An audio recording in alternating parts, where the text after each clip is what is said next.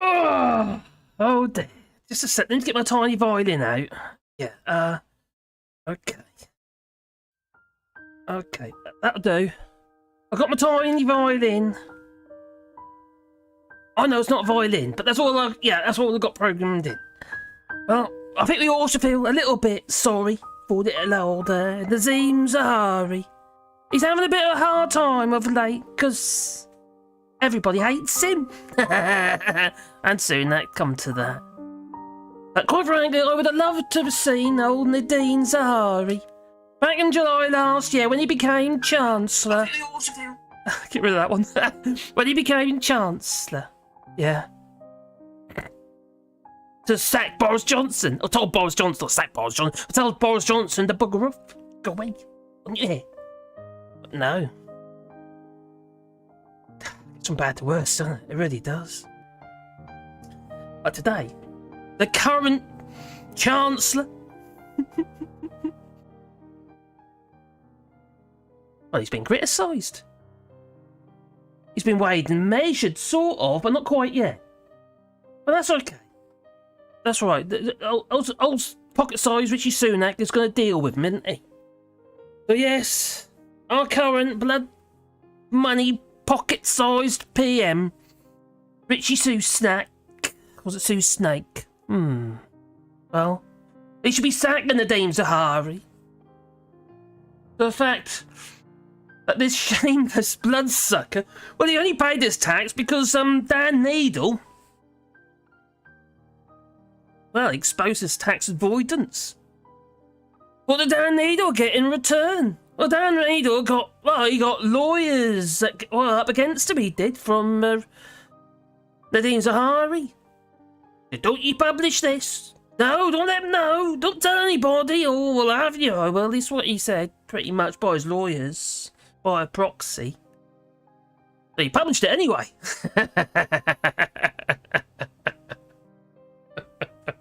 I have to admit, that did make me tickle somewhat. So good on him. That's what I say. Anyway, I hope everybody is well and having a lovely day. And I have to admit, it's just one thing after another. And if you're wondering why I wasn't live yesterday on the Sunday, it's because I had to pick the missus up from the airport. Yeah, she's home, she's safe and sound. But she's absolutely, had to put it, tired. I was going to say something else, but I'm not allowed to use foul language on here, you know. I was going to say something big in the B, but yeah, but B word. But no.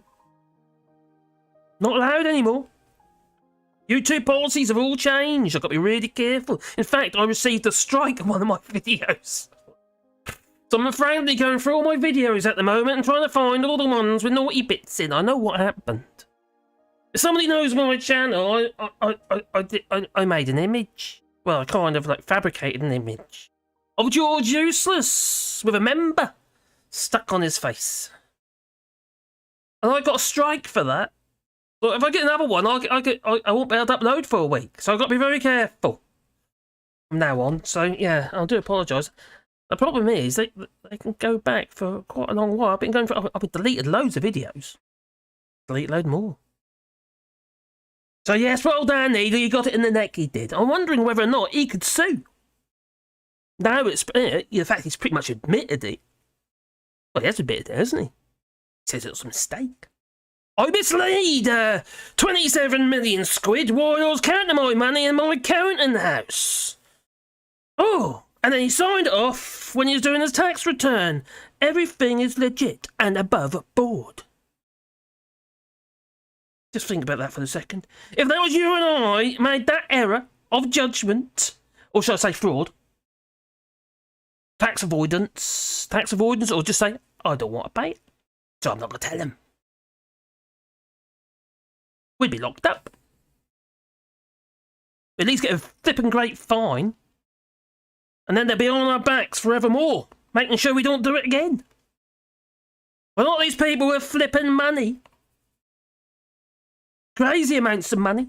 And the other crazy thing about it is, this was, well, YouGov. He sold, well, he started YouGov. Good, yeah, fair dues to the geezer. He did very well. Started this, founded this YouGov. Polling and all that. I admire that, He created something and it did very well. But Well, I say he created it. It's probably the other boffins, isn't it, really, who created it. He just, you know, he just got all the money. Well, some of it, anyway. Anyway, he got 27 million quid for selling it. And the thing that gets me is, isn't this a, well, seems a little bit dodgy. Kind of a government polling thing, and there he is in the government. Anyway, that's another story. But anyway, you're not going to try and tell me he didn't know. An experienced, successful businessman didn't know about 27 million quid. Oh, that's just absolute rubbish. Absolute flippin' rubbish, to be honest. That's like saying, I want a bajillion dollars. I don't know why I did that one, but I have to admit, I sprung to mind, it did. Austin Powers.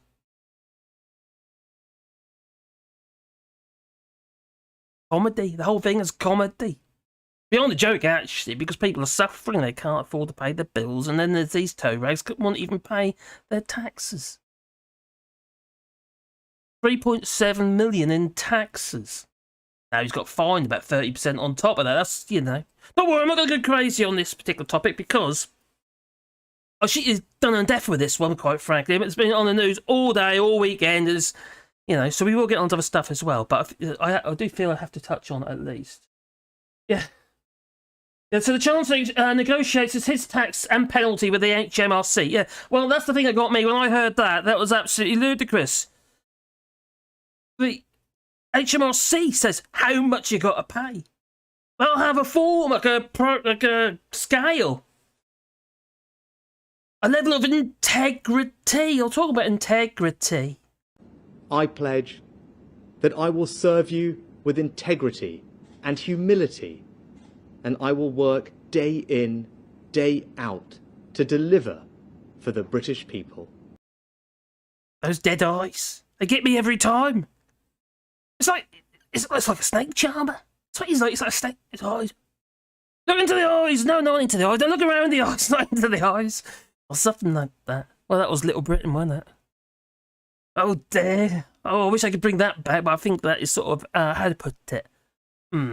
Politically incorrect. Oh, something like that. What's the word? Phrase? Oh, anyway. So, yeah, the fact is, he knew exactly what he was doing. Now, quite frankly, he's... Oh, something... Who was this? I think it was on Sheila Fogarty's show. I think it was yesterday, or not yesterday, or over the weekend anyway, I think it was. When you're talking about criminal law and employment law. Well, under employment law, because I used to employ people, so I know this. It's to be true. And, you know, you can be guilty before proven innocent. You know, it's down to you to say, well, actually, there's an element of risk here. I'm sorry, we're going to have to let you go.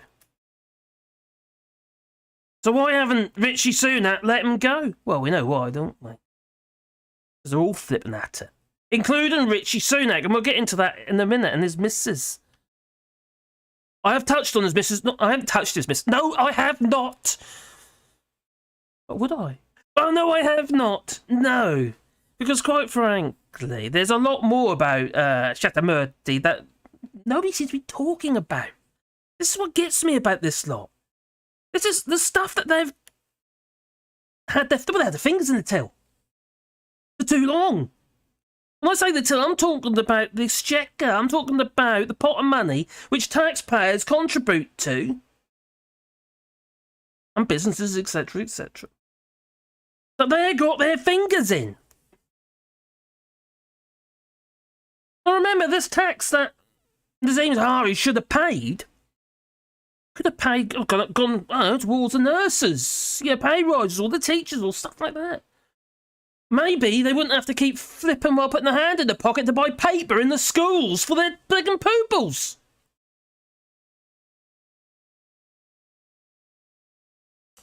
Just makes you wonder, doesn't it? What's going on? You're not going to say, don't you? Wake up, people! That's what I'm going to say. It's about time. You know, there's nothing to see here. And that's why I've asked our independent advisor to get to the bottom of everything. Now, did you notice anything in that clip that seems a little bit odd? He didn't say the advisor. He said our advisor. Independent. Our independent advisor. How is he your advisor if he's independent?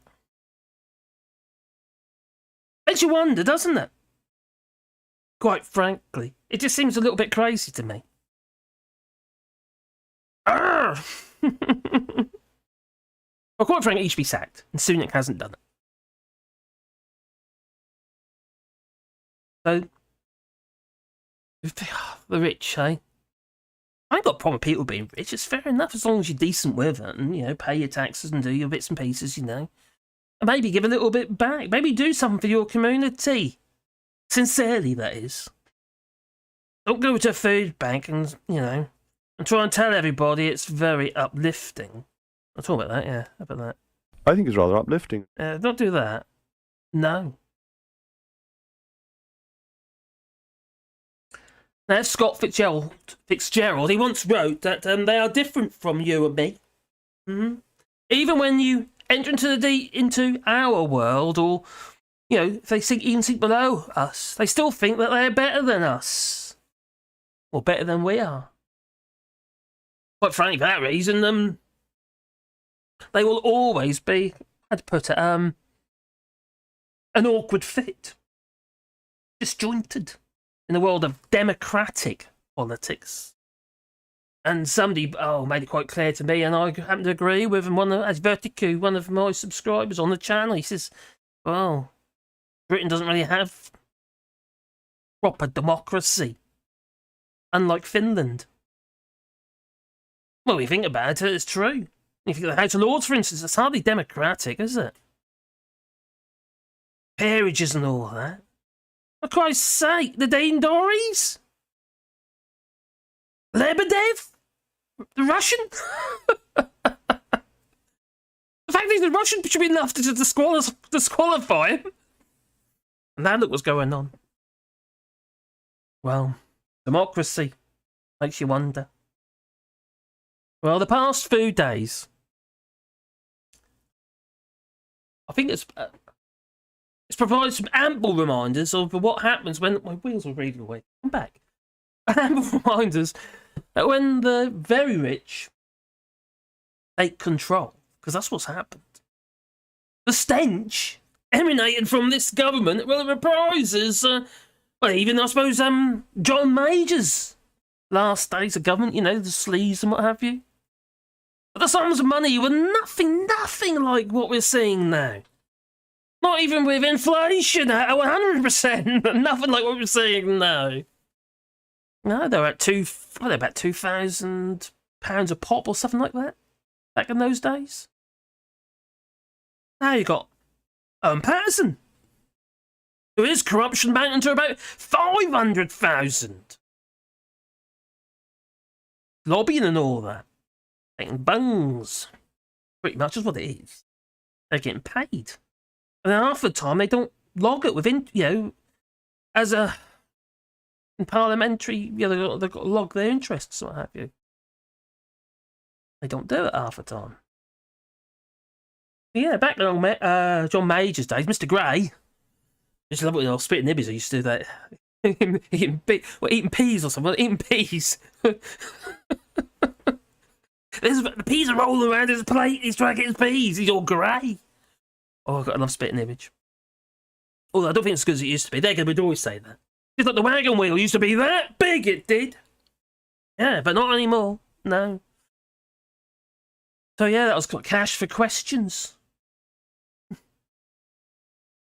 Scandals. But saw MPs, well, they took bribes basically. Brown envelopes. Yeah.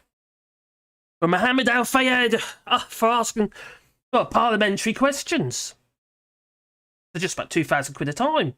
It's a lot of money then, and obviously it's still corruption. The amount of money shouldn't really amount. It doesn't matter.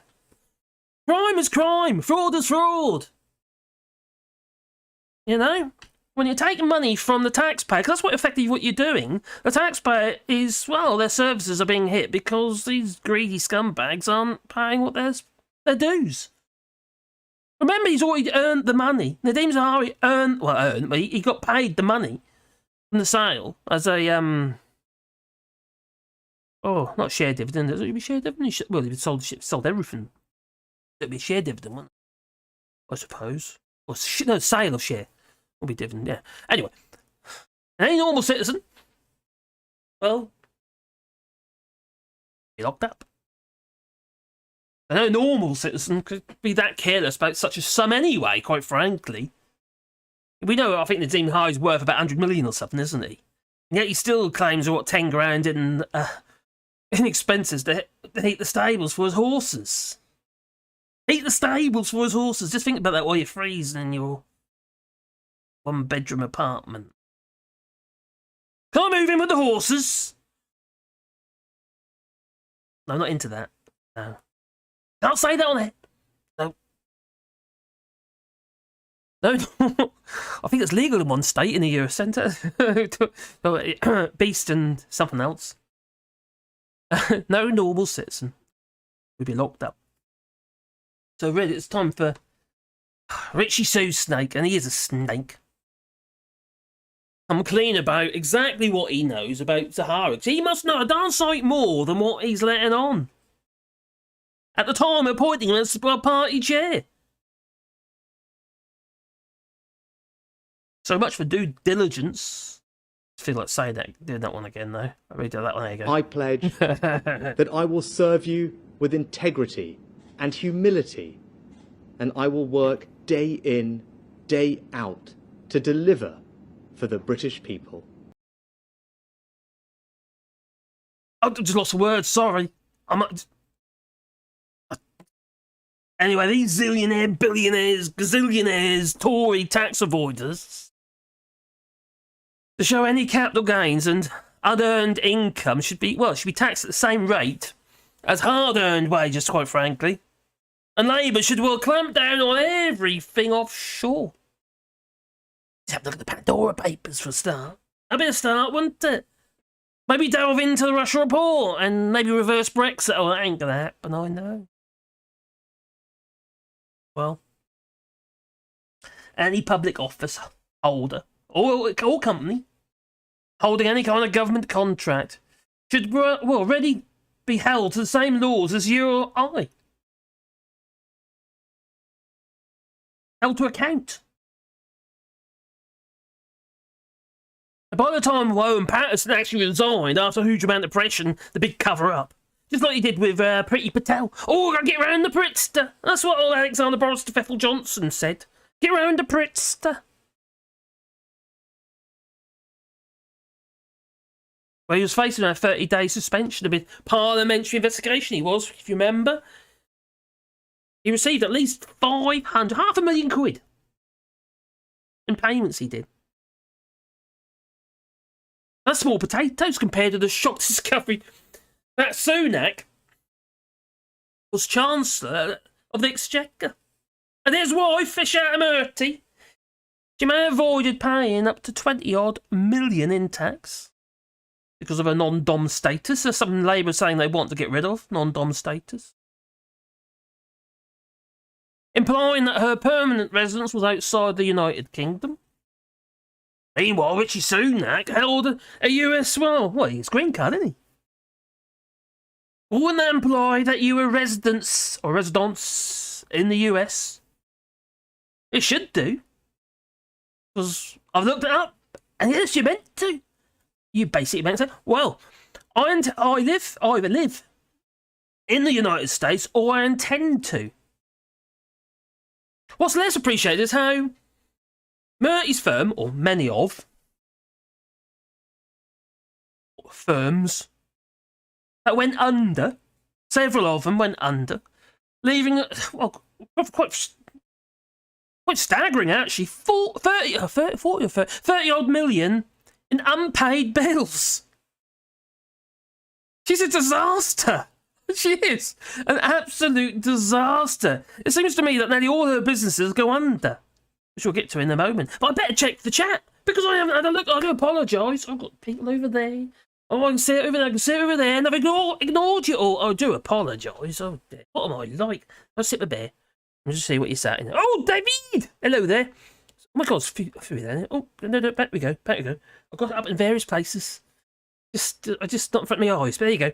So, hello, buddy. FM and the dog.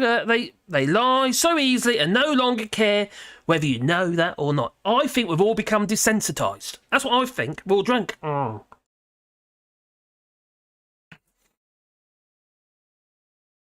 We must be high as a kite to put up with this lot, mustn't we? Really.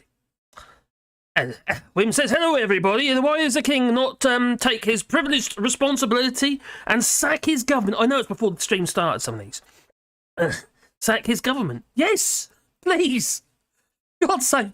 Although they might not be there for long, but how much damage can they do until Labour does actually take over? I think it's a dead certain now. Because really, what it means, what we've got to hope is that they get a majority, or at least a close majority. I mean, yeah, an 80-seat majority maybe. Although I do think they're on the right and centre, unfortunately.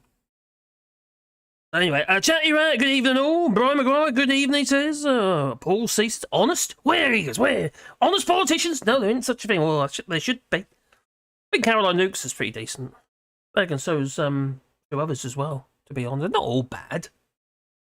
Some of them have a Call of Duty. They actually, not the computer game. No, feel that they have a responsibility to their constituents. Unlike Alexander Boris Johnson, they keep swanning off every flippin' moment he can, either doing speeches or he's in Ukraine again. Oh, hello, a lot better. Oh, good to see you, buddy. Oh, were you invited? Of course he didn't. Alexander Boris Johnson got in contact with him because this is my not conspiracy theory, I think it's probably fact. Because he's getting stick, which we'll get into in a moment. He's getting stick. Oh, I know a really great dead cat I can throw into the ring. Let's suck up the airspace by going to Ukraine. Positive or negative as it might seem, doesn't matter. It'll suck some energy out of the real story. And I do ask, is he putting us down to expenses? I thought that maybe you can only put down stuff to your expenses if you're not in the cabinet, if it's for your constituency. Oh, he's forgot about them, hasn't he? I forgot, yeah, of course. Anyway, let's carry on, sorry. I digress. Oh, there, the chat. Oh my God, there's no there. It's off the bottom. Oh, Joe Mario says, oh God, Boris in Ukraine. Just send him to the Russians, I wish we could. In a cannon. Or maybe that zip wire. Oh, I've got that here somewhere. Yeah, well, that zip wire, that'd be quite good. Or down that little tiny pipe where they've been sucking vodka out of Russia into Ukraine. Or was it into Poland? I can't remember now. It's into Ukraine. Yeah. If you know about that, there was pipes, like hose pipes, under the ground, going under the border, where they're actually pumping vodka. Look it up if you don't believe me. Across the border. Maybe we can squeeze them down that. Like a snake that's eating a tiger or something, I don't know. You'll get out of the other end eventually. Anyway. What can Labour do? Don't go Phil on us!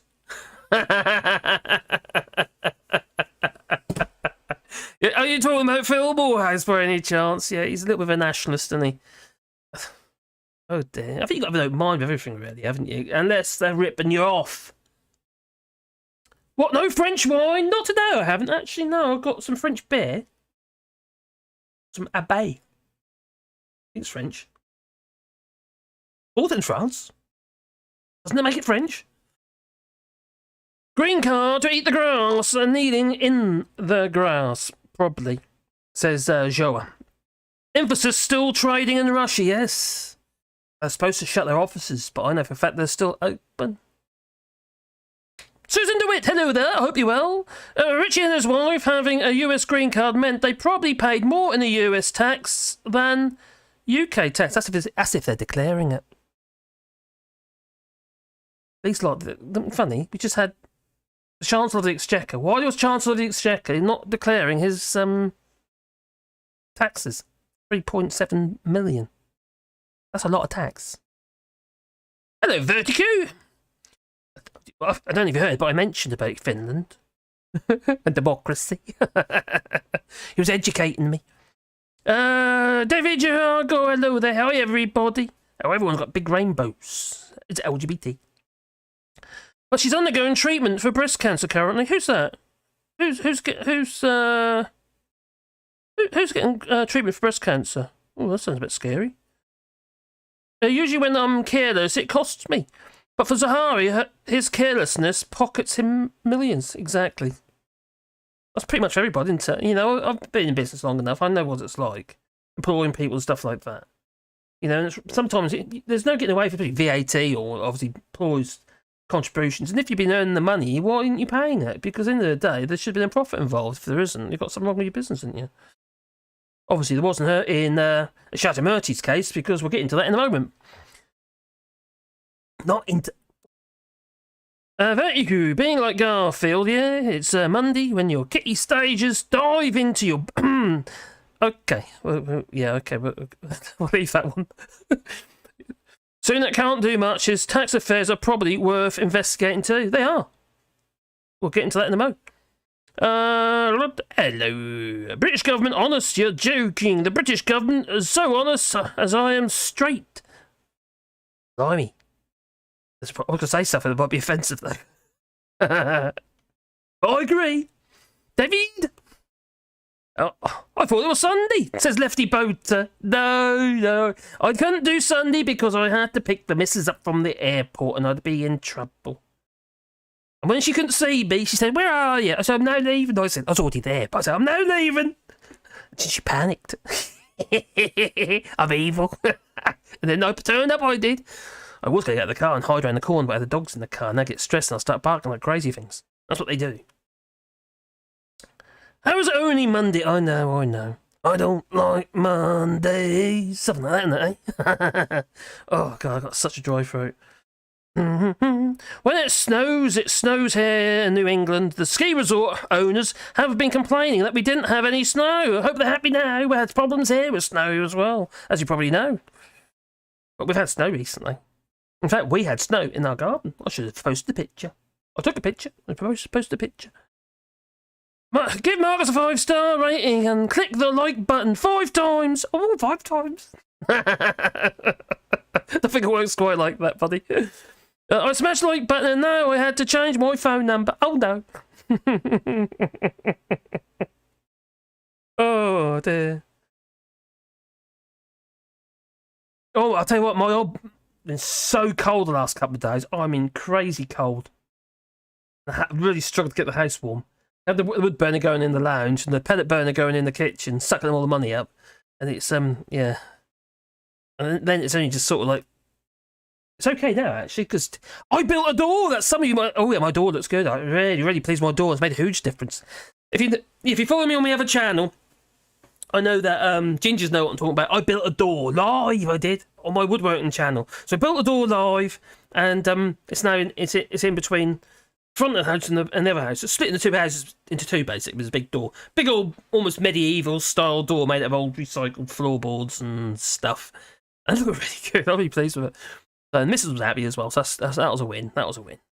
So, okay, scroll down. Coke! What? Stanley Beckett to pay off his kids. What? Really?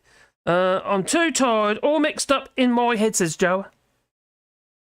Considering how long your comments are, I'm not surprised you're cheating that and writing all that lot out. And what exactly would blowjob need? I said an all word. I mean, Alexander Boris the Feffel Johnson, the blonde Boris mutant variant. Why would he, as Stanley says here, why would he need 800k anyway? Well, to him, it's a drop in the ocean, isn't it? He spends money like that. Well, actually, he's got lots of kids to pay for. He's an awful human being. He really is an awful human being. But we don't actually know if he actually got any money. That was just like guarantoring him, really, in case there's a problem. We don't actually know. I don't think we do anyway, unless anyone can correct me if I'm wrong. Boris getting a loan thanks to a guy he put in the Beeb. Yeah, it's the BBC. We'll touch on that. I don't do too much on that because it's already well, well catered for at the moment, isn't it? It's everywhere. All the stuff about Nadhim Zahawi and Boris Johnson is just... I'm sure you've all had enough of it, really. I'll just give you my take on it first, but there's a few little things I want to touch on as well regarding that in a mo. But not necessarily Nadhim Zahawi, but the whole corruption and stuff that's been going on. I've kind of touched on it before, but it's worse than that. It's just... How the hell Richie Sunak as Prime Minister is just beyond me. No scrutiny. Just is no scrutiny. All this stuff should be everywhere. People should be... You can't be Prime Minister. I'm not voting for you because you're a criminal. Sorry. Hey, Duke, I can't help it, buddy. Hope you're well. Hope you're feeling not too crazy today. Because, well, not because I can't... Oh, I got one. There's some little clips I got now. I can't really use them anymore because of YouTube policies. Like the F the Tories and stuff. Can't use that one anymore. Now I'll get struck off, I will. Struck off! Unless you lose money in everything you invest, but are great at making deals, like I said, yeah. Like Donald Trump. I don't even really realise this. Back in, probably in the 70s, 80s, or was it 100, I don't know, whenever his hair started growing. But anyway, he had a casino. And that casino was going into went into bankruptcy. And, what was it? Yeah, we went into bankruptcy, so he got away with paying a huge amount of taxes, a massive amount of taxes. But when it came, he went into bankruptcy. Sorry, when it came to it, the casino got sold, and a part of the payment was like shares in that casino. He still had, he still had value in the casino after he claimed bankruptcy. It's just, I think they're actually still investigating that. So I don't know when that was. I think it's probably 80s or something. These people get away with it for way too long. They live a life of luxury on the backs of everybody else, pretty much. So anyway, let's get back into what we were doing. I've only had enough time when they... I will only have had enough when they're clapped in irons. Kill them, tar and feather them. Stick them in the stocks. And throw used condoms at them. It'll be better than a flippin', I don't know, rotten potato or something. Oh, they're pretty disgusting. Has anyone had to deal with a rotten potato? Oh my god, those things are horrible. Rotten ones, it is. Fresh ones are okay. You eat them. So, I think, where was I? Well, I think what's less appreciated is how Shattermurty's firms, well, they went under, leaving around a staggering odd 30-odd million in unpaid bills. Now, Murty's reverse Midas touch sucked the gold out of everything. Was most evident. So the fitness firm, I think it's called Dig Me Fitness. It's a failed upmarket. Ooh, of course it is. Upmarket gym. It's a gym group. Yeah, those are gyms. Where she served as director, and in which she held about 4% in shares, 4.5% in shares. An analysis of its statement of affairs shows that unpaid bills to London borough councils, for the properties and it'd be business tax, business rates, or amount to around 55,000. The money owed to the City of London, Ealing, Camden, and Richmond councils. That comes on top of the £415,000 of employee taxes that she didn't pay. Another firm. I mentioned this one before, actually. She had a publishing outfit called Mrs. Wordsmith. And it counted she had another company called Cameron Investments, investment company, a bit like Somerset Capital and all that. They're now British fish, and they're better and Are happier they fish really? for it. Oh, okay. Yeah, like Somerset Capital. So it's an investment company called Cameron Ventures UK, and she set that up with old Richie Sunak. Can't remember. I think it was. Oh God, I can't remember what it is now. I think it was 2012. And it's clear my head now. Anyway, they were the backers. Our company backed this. This is Wordsmith. So it went under. Yeah, and it owed the HMRC. This is all money. It's not going into the exchequer again. You would pay for services, etc. And these nurses, teachers, and God knows what else. £250,000 again in employee taxes. Hammersmith and Fulham Council, they owed 63,000. Future Fund and Investment Initiative, run by the British. What do you check my notes? The British Business Bank left a 1.3 million out of pocket by backing this venture. Well, that is actually the Future Fund, which was the COVID loans. Yes, this company got COVID loans. We'll get into that in a second. So, she's got built rather disastrous ventures. Quite frankly, too numerous they are to even mention. And there are also, she's got the Lava Mayfair Club, Murty's third investment, which went belly up. And it collapsed, owing the HMRC again, 373,900. It's almost like it's a business model. Build a business and collapse it, not pay the taxes. Maybe. Where did it go? So on top of that, Murty's companies, like I say, it received 1.3 million from for Wordsmith of taxpayers' money, while Sunak, he was the Chancellor of the Exchequer with Alexander. Well, not with under Alexander Boris, not literally under Alexander Boris Johnson. That's akin to putting your hand in the till, wouldn't you say? It seems like to me. Forget people don't like, man. So, that company goes under, owing around £16 million. Also, dragged down her investment company, which was Richie. So he actually came off as directorship before he became Chancellor, what have you. But yeah, it's that went down for 16 million. And also Cameron Ventures for 403,000. In the a whole lot in the process. You got David Cameron, right? Mates with Greensill, wasn't it? Regarding the steel. And they weren't eligible for Richie Sunak's emerging COVID bailouts, and yet the Chancellor's wife, Shattermurty, is. How the hell did she qualify when they didn't? It's time we wake up, people. Wake up, people. That's what we need to do.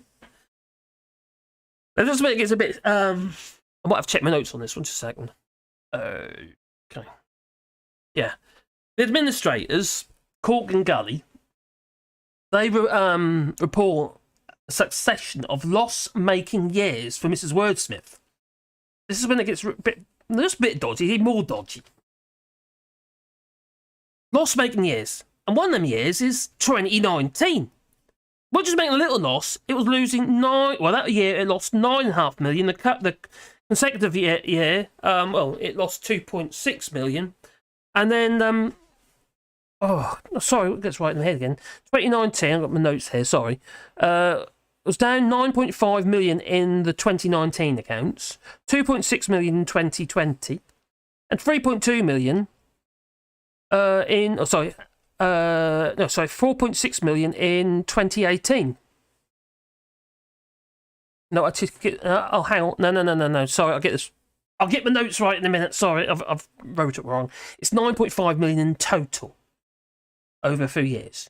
So in 2019, the accounts were in debt of 2.6 million, and in 2020, 3.2 million. In 2019, 4.6 million. See, there's a trend there, wasn't there? This company was going under. It was going under. It's a company on the verge of bankruptcy, for which Rishi Sunak would have known, and yet he handed over 1.3 million of COVID loan money, taxpayers' money, to his wife. Now, this. We already know there's a lot of tax fraud in regarding, obviously, COVID loan fraud and what have you, don't we? We already know that, which isn't being collected. They say it is, but it's not. So, yeah. Can you say? What can you say? Let's see what you're saying. Talk about what can you say. Oh, there we go. Here we go. La la la la la la. So it's mind-numbing, isn't it? Really, absolutely mind-numbing. So what? How can my little tanks go on the boaties? What? What? How can my little tanks go on the? Thanks for that, Joe. I'm really confused. What do you expect when they dump refugees off a train stations at King's Good Point? You're at. Yeah, that's replying to Reagan Elite. Hello, Reagan, buddy. Hope you're well. Hope your stream went well. I did. I saw it. Can't believe the Home Office lost over 200 children. That's something I want to touch on as well. That sounds wrong, doesn't it? That's the wrong wording. I don't know. Because I don't know if you heard, there's gangs of probably Russians again. I don't know. I'm guessing criminal gangs, and they're scooping up kids that have been dumped at these hotels, and they're probably ending up in the sex trade. And what does the Home Office say? Oh, it's the council's responsibility. What's the council say? I ain't got a clue. Pretty much, they don't know what to do. They say it's Home Office. The note on the police, we're waiting for guidance. That's what they say. Meanwhile, more and more kids are disappearing. How can we accept this? Anyway, I'll get into that in a moment, but it's just absolutely shocking. So, yeah, Reagan, you're right, buddy. Just, I almost want to wait. Well, almost wanted to wait. I did weep a bit, really, because it's quite. As a father and a grandfather, the idea that kids getting, we're talking about children that have already got. They've probably got no passports, probably got nothing, so they can disappear easily. They're gone. You're not going to find them again unless they get raided or something. What's that film? There's a couple of films like that. Anyway, yeah, it's shocking, absolutely shocking. Susan DeWitt says, we're all misbehaving. I mean, we're being really good, we are, says Susan. Hello, is he here? Is he? Oh, Mad Monk, buddy, hope you're well. He didn't get a notification. Oh, well, no. Yeah, some numbers are a bit on the low side today, so makes you wonder if the notifications went out. I did do it about 2 hours ago, is when I set it up. But yeah, you're here now. I do appreciate it, but I really do. After the dog, I will only have had enough when they're all clamped in irons. Oh, yes. Oh, very good. I have to go. Long day and early morning. Brain wants to switch off. No, don't go, Verty. I need you. Be careful, you know what happened to Clarkson. Oh, Jeremy Clarkson. Crikey, he still won't actually admit that he's done wrong, will he? It's like when he'd apologised, sort of apologised by writing a letter to Harry, not Meghan. What a misogynistic rag. I've got to really be careful with my words, you see. I'm doing my best. Sometimes I blurt and I can't help it. Words come out that are not allowed on YouTube. I'm my best. Mojitaki, oh, be careful, you know what happened to... Oh, no. I like your helmet, buddy. No, not that helmet. I mean the one on your head. Not that head, no, the white, hard hat, crash hat, that's it.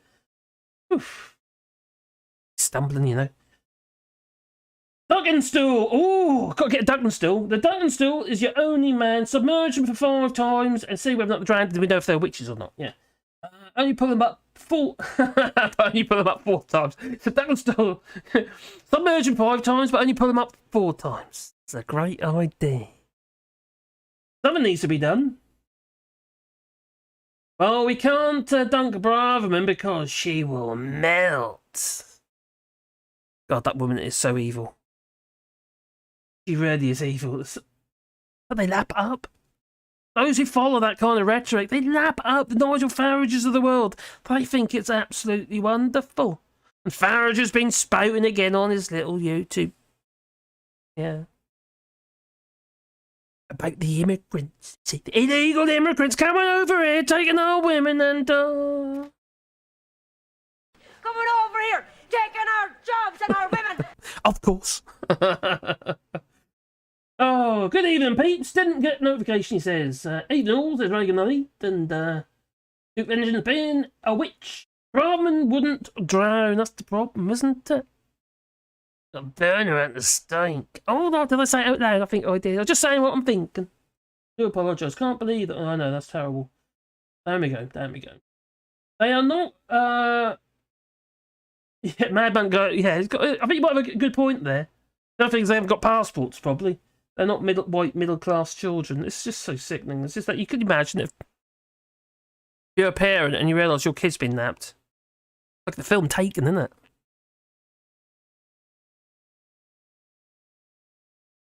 I know where you are. They are the... yeah, they're the wrong colour. Oh. I hate to say it, but I still think we're in that place. You know me. I've got my little grandchildren. Their father's Nigerian, and you know, afros and that, they're gorgeous little kiddies and they're lovely. You know, the idea that people are going to be or treat them any differently is just like this. I wouldn't be very happy. I wasn't always mellow. Anyway, I won't go there. Behave, says Mortal Attacker. Hey. Is it a reference to your helmet? Oh dear. It's a long time to... It's time to... LG night? What? Long night. Time to... I tell you what I won't be doing tonight. I'm not... No 6-hour streams tonight. I need to think about my drawing idea because it went on for too long. I was shattered the next day. 6 hours live. It was only the computer that told me no. Enough is enough.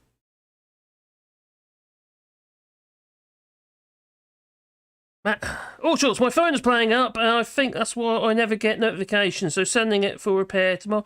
Oh, really? Your phone breach calls that? That's... Farage grabs gun... Where?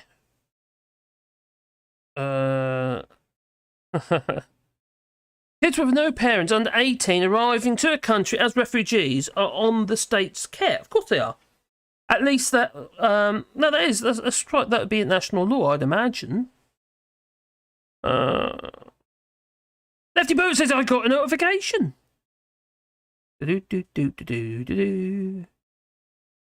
Okay.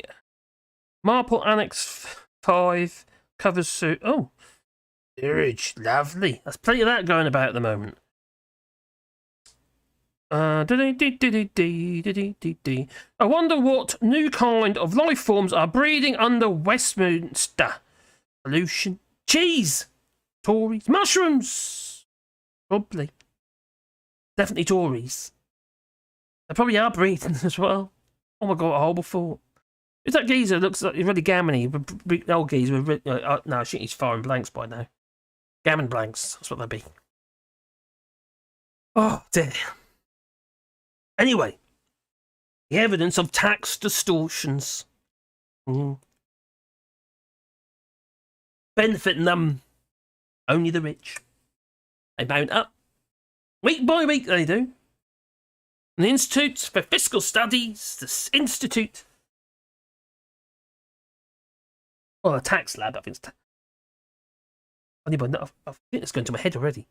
Probably. Just check my notes. Oh, tax lab. Lists of array of wasteful tax reliefs. The latest example comes from the Resolution Foundation think tank. They've identified 5. Yeah. It's quite rather terrible tax breaks. They're used by about 70,000 individuals. I'm going to do a video about this, probably. And basically, they're depriving the realm of around £4 billion in taxes. Because of... We need to drain the swamp. Oh, who said that? Oh, I wonder. Like you'll go person, woman, man, camera, TV. Probably. Makes you wonder, doesn't it? So let's say that Labour does get in power. Maybe. Well, its first budget... well, they need to scrape off the worst tax relief barnacles. Now, Rachel Reeves said something about this. Actually, she did actually say, drain the swamp, parroting old Donald Trump. You get rid of what the country is ruled by plutocrat, I would say. It's not just about raising taxes. It's not a necessity. We need to say where these flipping people are scrounging off the system. They call the people out of work, don't they, scroungers? Well, what about those at the top of the flipping food chain?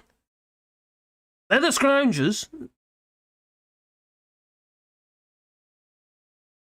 Makes you wonder, doesn't it? It makes me wonder, I'll tell you what.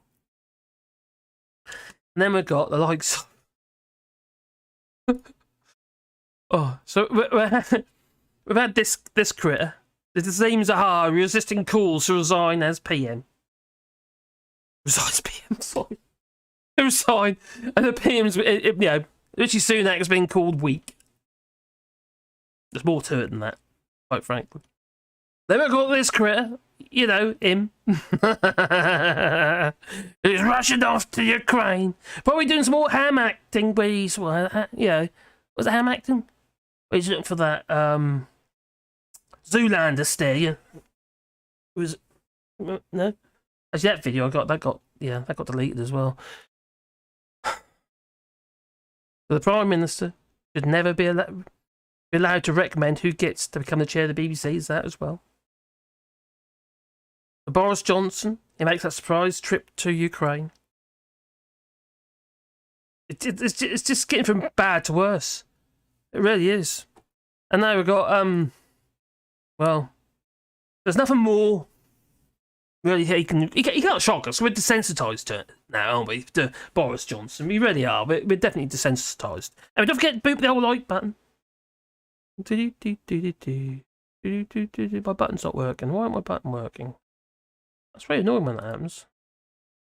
Oh, that's better. Yeah. So, boot the old like button. If you want to get the thumb down, do it twice. So, there's nothing to do with the shockers because in the day he's done everything already, hasn't he? Bodies piled high and all that. If that didn't shock you, nothing's going to shock you, is it? The revelation though that he's put forward, he put forward, didn't he, Richard Sharp as the BBC chair. Only weeks after Sharp helped him arrange that loan guaranteed from a distant relative. 1 + 1 + 1 + 1 + 1. Probably somebody in Russia. Anyway, a distant relative. That 800 grand. So, well, a high-profile MP. I can't remember what his name is now. But anyway, he's an MP. Anyway, he's reported it to the police. That claims of expenses fraud relating to housing and that as well. There's all sorts of stuff under Alexander Boris Johnson. He should be locked up. But we know that. But people voted for these people. Either MPs or they end up being Prime Ministers and people are voting for them.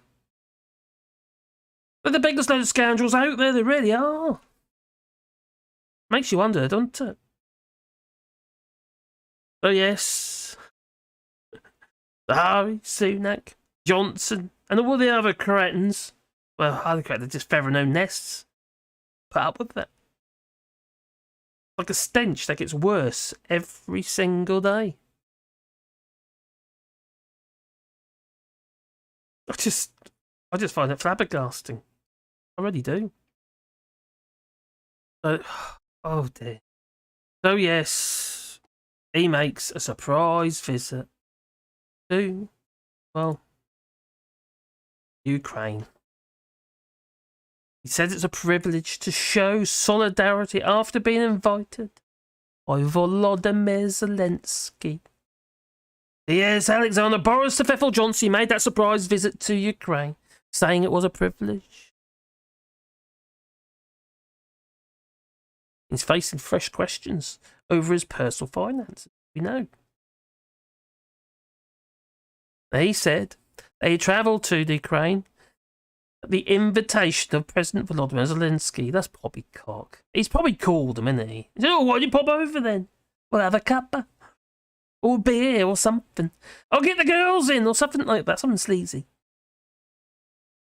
Apparently Richie Sunak is supportive of his visit. He'll say that now. He probably knew nothing about it. Can you remember when Priti Patel did that? Although she was in cabinet with Theresa May. Doing something pretty, how to put it, underhand. Well, you know as well as I do, like they say here, undermining the Prime Minister's authority. I think that's a fair thing to say. In a statement, Johnson said it's a privilege to visit Ukraine at the invitation of President Zelensky. The suffering of the people of Ukraine has gone on for too long. I don't think he gives dilly squat, quite frankly. The war in Ukraine was and still is a useful tool for Boris Johnson to try and have some sort of validity. He don't give a damn about them. He doesn't give a damn about anybody but himself. Maybe Owen Patterson, I don't know. And then he was questioned today, or today was it yesterday, regarding his 800, well, putting a geezer into, or Steele into the BBC. And Boris Johnson like, oh, it's just them talking their rubbish. Oh, it's just them, something, I can't remember what he said now, some bizarre language. Weird. Should have found that clip, shouldn't I? But it was bizarre. It was really weird to see. Didn't quite get it. It really makes sense. He didn't really admit to anything. It was just kind of like gobbledygook. Well, that's Boris Johnson for us, isn't it? You know, for you, that's what he does. Well, Boris Johnson says, the sooner Putin fails, the better for Ukraine and the whole world. Of course, yeah, obviously. Now, spokesman for Johnson added that he fully supports UK government policy on Ukraine, including the recent decision to send Challenger 2 tanks. Which isn't enough to do what it needs to do, to be fair. And they're quite old tanks. They're about 20 years old. I didn't realise that the American Abrams tanks, they run on aviation fuel. Aviation fuel, for God's sake. That doesn't sound like a really good idea. If you run out of fuel, you want to be able to get some more in a hurry. I'd have thought it'd make more sense. Instead, you got with those Abrams tanks, you got to have a tanker in support.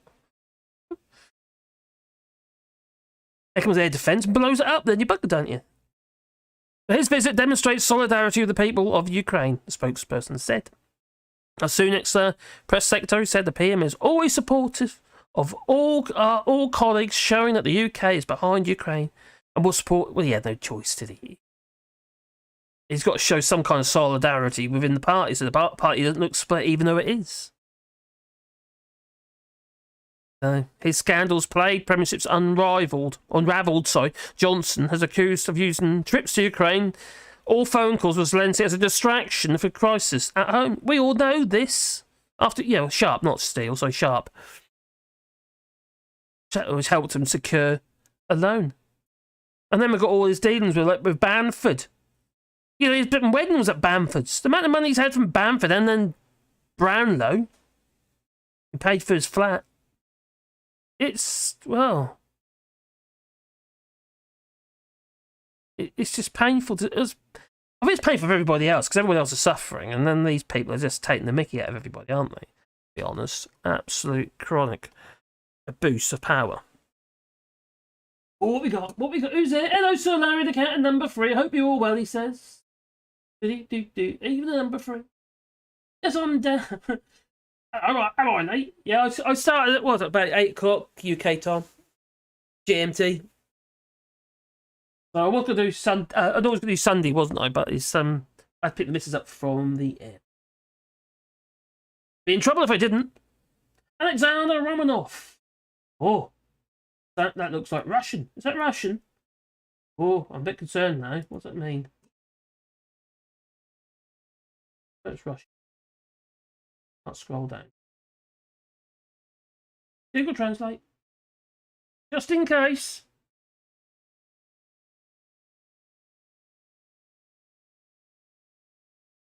What? Zelensky summoned Johnson over KGB blackmail photo in... What? Zelensky summoned Johnson over KGB blackmail photo in Perugia. Perugia?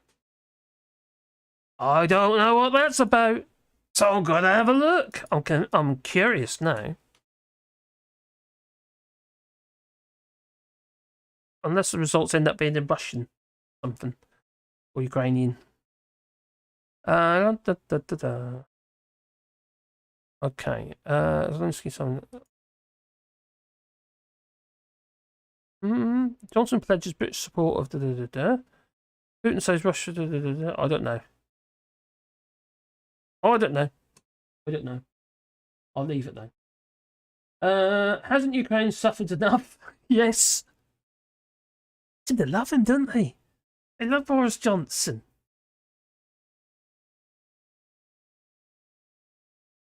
So no, Cat says, good evenings, everybody. The UK government is so corrupt that they don't care if we see... Well, they don't. We're becoming desensitised to it all now. And it's just become a part of the norm. Called politics, apparently. That's what the Swarbrick was saying today on LBC. Was it yesterday? Might have been yesterday, actually. No, today. On LBC. I turned it off after that. As though it was some kind of... It's... Yeah, oh, that's how it is in politics, you see. I call it lying. Corruption. It should not be considered the norm, should it? Blonde syphilis. As Duke Vengeance. I take you referring to Alexander Boris the Pfeffel Johnson, the blonde Boris mutant variant. Sunak has ordered an investigation, so no. Oh my God, you're talking and about this investigation. That's why I've asked our independent advisor to get to the bottom of everything. I love the way he says our independent investigator. Our. Meaning it's not independent. You'd say the independent investigator or something, wouldn't you? Yeah, not somebody in the government or somebody who's probably, you know, do whatever you say. Mushrooms, like the public fed on. Yes, Brian. Very good. We didn't pay our taxes. We'd be in prison. Well, if you haven't paid your taxes through corruption, if you'd done a Zahawi, you probably would end up in prison because that is deliberate. That's not accidental. You don't accidentally not pay taxes on 27 million. No, it just doesn't happen. We're talking about 3.7 million in tax. Yes, but isn't Patel that wants these kids to have x-rays to prove they are children? Oh, God. So what are going to do? I don't know, carbon testing or something? You cut them in half and just see how old they are? Maybe. Count the rings, maybe. I don't know. Oh, the Wi-Fi chip burnt out and is playing up. Oh, blimey, really? Sold an eye now. I've been triggered all day by that news, supposed to be chilling on my day off, says Reagan Elite. I know, it's pain. It is frustrating, and the blatant arrogance of this lot. It's impervious to honesty, aren't they? It's just... Putin said no! Oh, really? Okay. Pete says no. Sorry. Oh. Oh. I do agree that it is painful and it does kind of wind you up. What you can joke and laugh about, but this is really serious. And yet people keep voting them in. There'll still be a huge amount of people voting for these Tories. They're going to lose a huge amount of seats, but there'll still be a huge amount of people vote for them. What's it say about the British people? Public. In fact, they voted for him in 2019. Get Brexit done. You know? We got an oven-ready deal, put it in the microwave. Really? How do you feel about that? Tell you what, somebody felt about it. Oh, hang on. There you go. By the way, I've been wondering what that special place in hell looks like for those who promoted Brexit without even a sketch of a plan how to carry it safely. Thank you. I don't think we can disagree. I uploaded a video today. Another small business is struggling. Lost a huge amount, 100 odd grand because of Brexit. Lost in sales of late. And he's one of the businesses that actually went and set up in the Netherlands.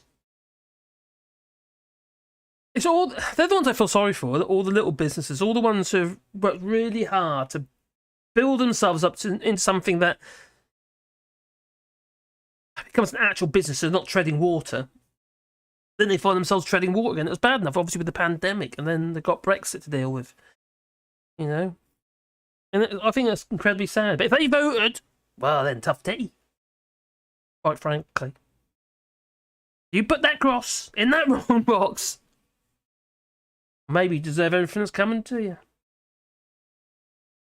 Well, it beggars belief, doesn't it? It does beg a belief.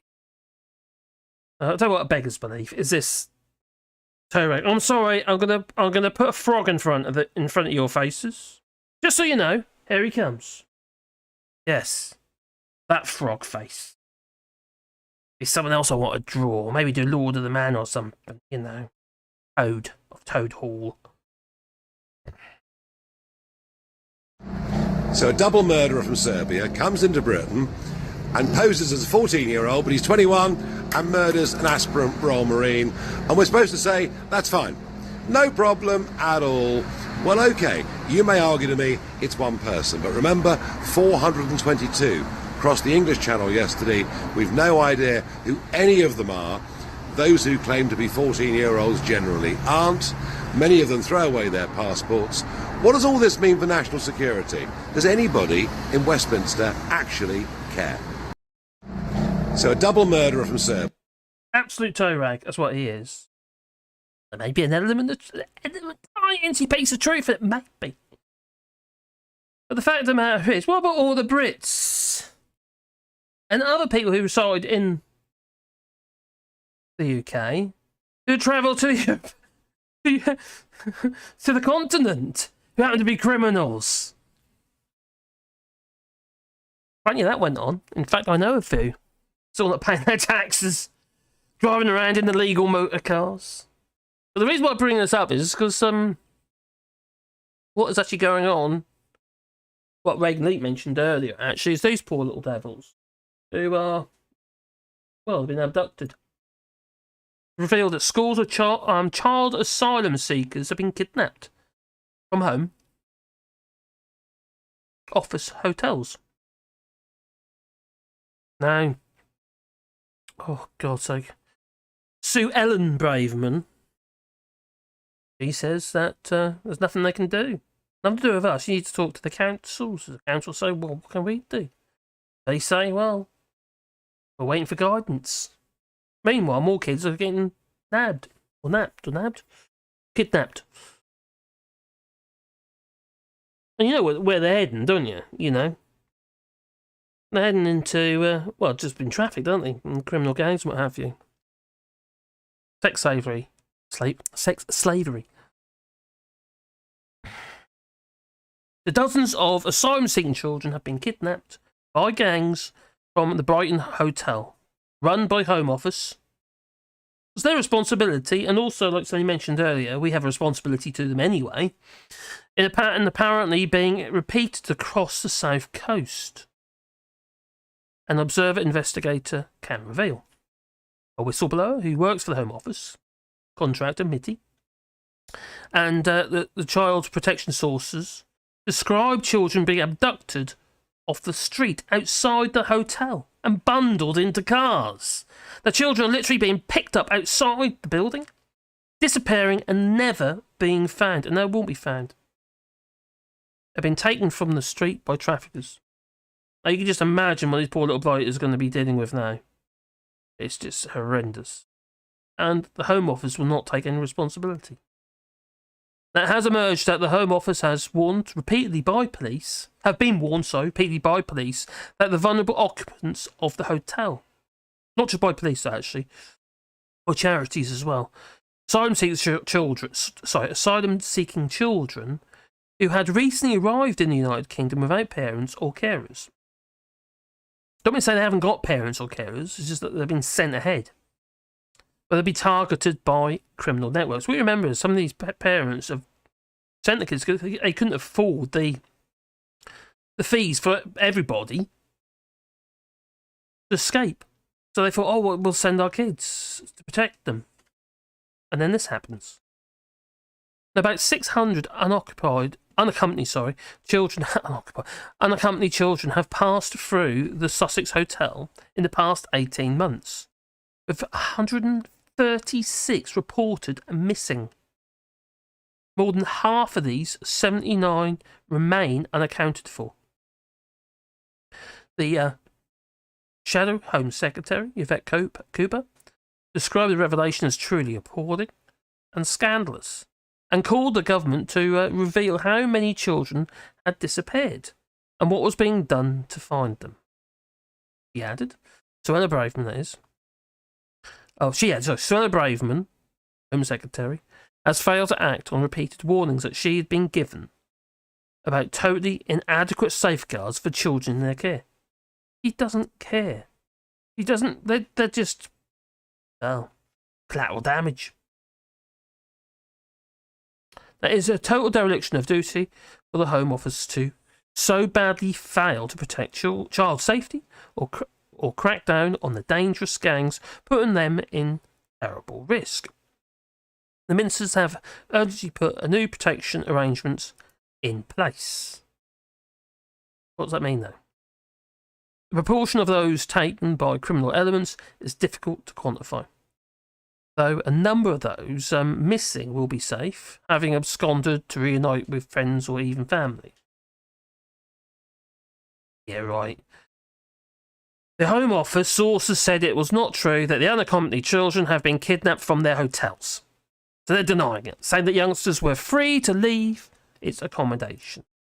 However, the MITI whistleblower has also described witnessing children being, in effect, trafficked from a similar hotel run by the Home Office in Hythe, Kent, estimating that 10% of its youngsters disappeared each week.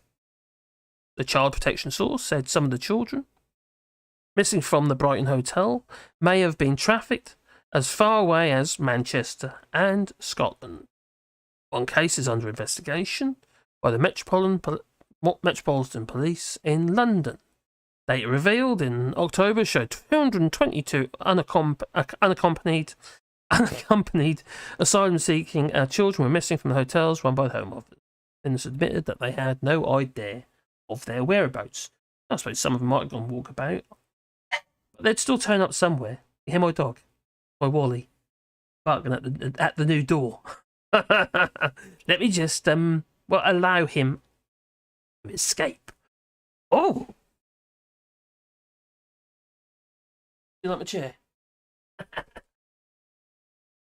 Oh.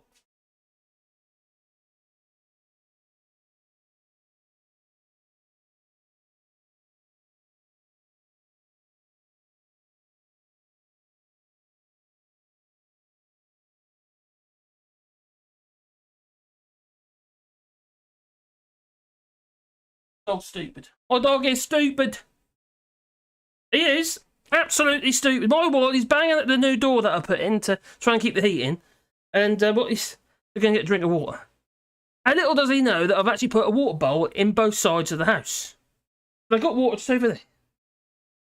Yeah, you want to go through the door to go to the other water. Maybe I've got to grab him and put his nose in the water, so I don't know. Let him know it's there. I can see it from here. Water. Dogs, eh? Oh, dear. Anyway, what are you guys and gals saying? Oh. Well. Scroll down. Absolutely disgraceful. Absolutely criminal, says Smith. Hello, Smith. This is just upset me, actually, when I heard it this morning. I heard that first. I actually heard it yesterday through the grapevine. Then I heard it this morning on, it was on Sky Television or something. I was laying in bed. Didn't get up. It was too cold. I stayed in the bed because of the... Could have got an electric blanket. Cheaper to use an electric blanket than put the heating on, you see. So there I was, doing my research and writing my script for today. My video. That went on earlier. It's done alright, actually. It's done okay. So, how many did Suella abducted in... to her cult? Yeah, well, if anybody don't know this already, Suella, or Sue Ellen, which is her name, Sue Ellen Braverman, that's just her married name, is, well, she attends a cult. A Buddhist cult. She attends every single month. In fact, I have told you this before, but she actually got off. The guy who was the chief Buddhist cultist, I don't know, what do you call them? Chief Bud. I don't know, Chief Bud. I ain't got a clue. I ain't got a clue what you call him. Anyway, he was a known sex offender, but wasn't convicted. And when it come down to it, when complaints were made, she got him off criminal charges. And then he died anyway, so it's a bit like Jimmy Savile. Lovely people, aren't they? And these people are running the country, well, down into the ground.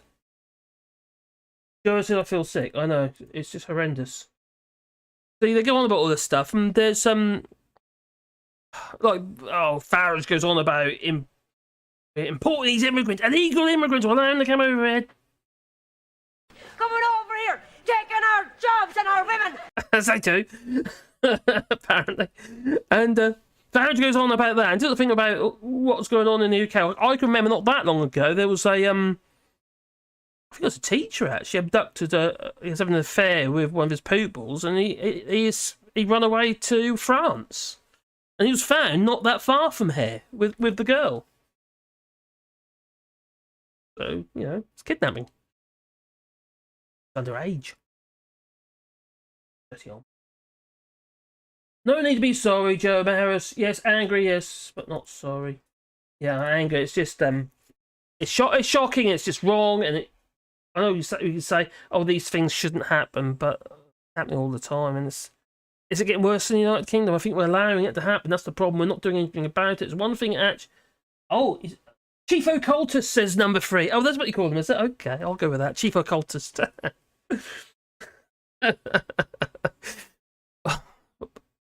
But you have to make an effort. You have to make an effort to show that you're actually doing something about it. Well, not show to actually do something about it, to do the right thing. Not about show necessarily, it is as far as Tories concerned. But you can't. It's wrong, isn't it? It's just absolutely. And it makes it even worse the fact we're not doing anything. Or we're trying to pass the buck. Not taking responsibility for what's going on. It is shocking and moral. I really don't. Ginger says, oh crap, the snow is weighing down the power lines and my lights. Oh, keep dimming. What's it all out there? Ah, there we go. Get the candles ready, Gingers. Yes, says MadMonk33.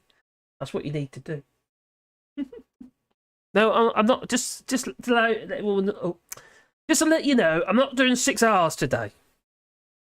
How I managed to do 6 hours live stream the other day, well, must have lost the plot. It's just nuts. And just to let you know, I didn't do it today because I was actually setting up cameras today. If anyone knows me, I have a channel, Wally Bois. I've just started doing live streaming. I won't try and do it every single day. Usually in the afternoon, if I can do it. If not, it might be in the evening. But basically, I'm making stuff and stuff like that.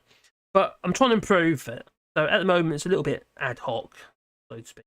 But it's I've just put. I've got 5 cameras in there now. I put 2 more in today. I put one in the other day.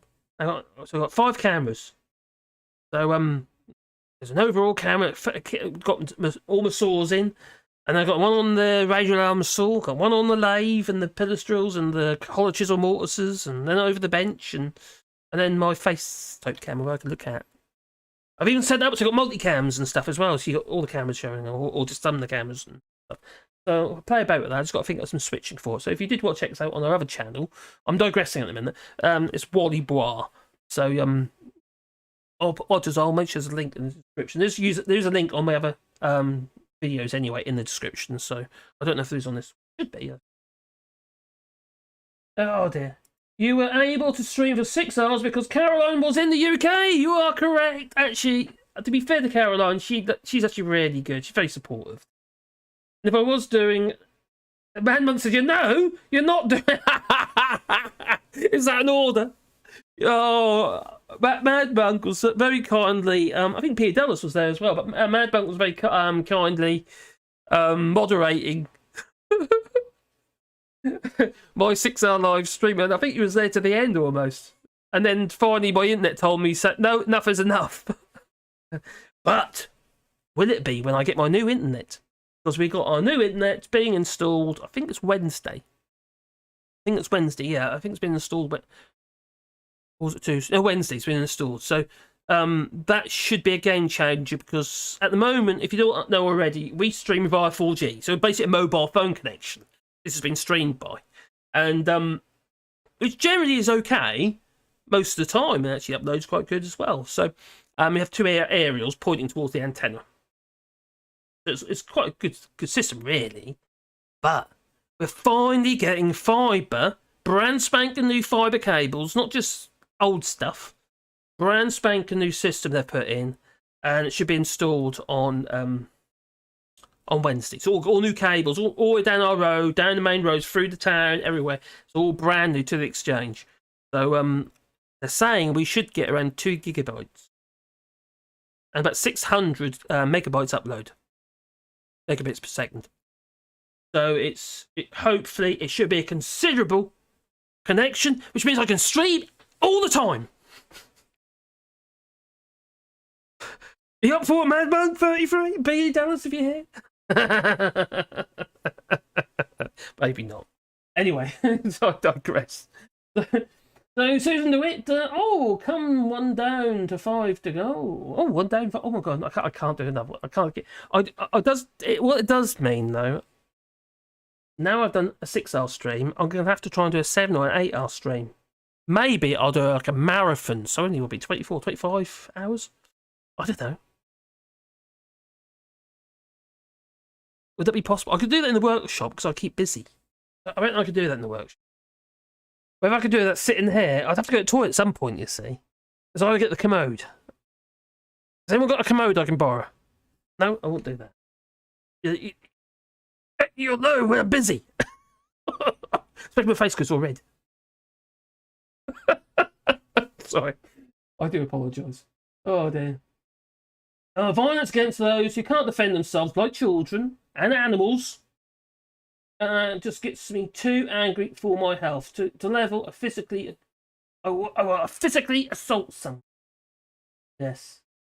Now, talk about animals, you might be aware of this. The UK is already, I don't know if you might be aware of this, but the UK is already, British businesses that feel that they need to are already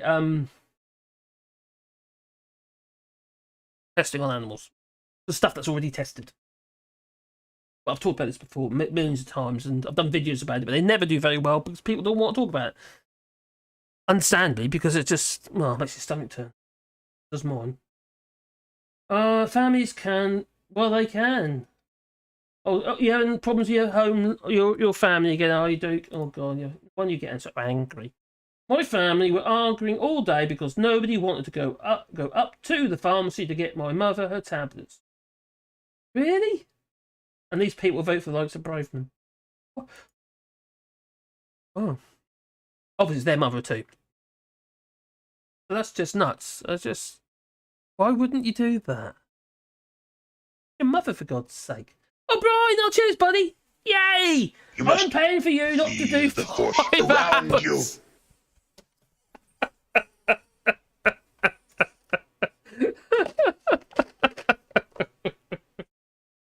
Cheers, buddy. Very appreciate it. Bear. More Spassi wants one. Have you seen my Spassi over there? Look. Oh, he looks like a halo. Oh, my Pandora might turn up in a minute. Those lights look silly like that, don't they? They are lights actually, but they're just, I haven't done any videos there for ages. There's enough of that Wally. He's just down there pestering. I can show you if you like. Let me just drag the camera. Oh, here he comes. There's Wally. Oh, there he is. Oh, it's my Wally. That's not my napkin. That's my screen clean. That's my Wally. Oh, I need lovely. Oh, it's Dora! You think you're missing out, girl? I can smell something, Daddy. Come on, Daddy. Oh, come on. Oh, I'm going. Oh, she hair like. Oh, okay. She knows. My little Pandora knows. Oh. I can control her. Like a radio controlled dog. Look at that. Head down. Oh, no, across it. Oh, go on. And the other one. Oh, Wally. You know what you're going to do, boy? Turn around. Run. I'm not like that. That's pathetic. Right. Yeah, that'll do. Boy. But you want another one over there, don't you? With your halo. What that?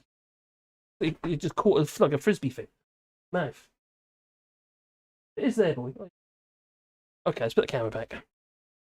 It's handy, it's quick. Bit of an overkill, but there you go. But anyway, where was I? Oh, I was in there. Those big sad eyes, I know. They need nummies. Yum. Yeah. She's a little darling, she is. I'm that back. We're behind. Hey, Pandora, yeah. Food! They do like their food. I'll tell you, they're getting. Wally's putting weight on, though. That's the only thing. So I'm going to have to watch it. He's putting weight on. Hey. We're on a diet soon, I've been told. It's going to be keto. So look, there's treats in there. There is. Call them training treats, but the training doesn't work. When I bought them, he said, I've been given these treats, he said. I thought I didn't have to do any training. I just give them the treats and it does it for you. But no, they lied. Sue them. Yeah, Pandora and Wally and Smash. They're lovely little things. They really are. You know. Oh, do vengeance. My folks' pharmacy, they deliver to the door. That'd be very handy at the moment. The thing is, at the moment, they're struggling to get blinking antibiotics. My little granddaughter Nana needs some antibiotics. And they got their prescription, went to the pharmacy, and they can't get any. I don't know. They've got problems here actually as well, medicated, not just in the UK, but with antibiotics and what have you. I don't think it's quite as bad, but there is problems. Oh, I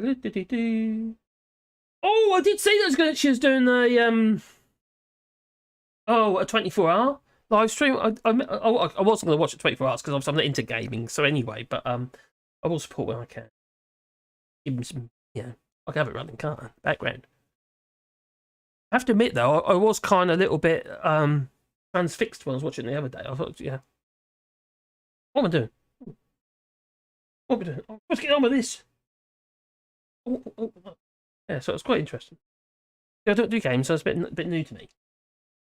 So anyway, right, yeah, so that's a bit shocking, as you know. I don't go too much into that because it's just going to make everybody really, really angry. Duke Vengeance might go out and slaughter some people. Probably his family, actually. So, what was that? I know the whole thing is that it's just system's broken. Everything is so broken, and it's under these Tories. People thought it was bad with Tony Blair, and obviously what went on in Iraq and what have. But I can remember a lot of the stuff that he did, and I benefited from it because I was working with not with the schools, but I was working for construction firms, building for the schools, and they got rid of before they got rid of all the mobiles. I said, huts, really, I suppose, that were cold in the summer, in the winter, sorry, and ridiculously hot in the summer. They sweat those things. Horrible. So yeah.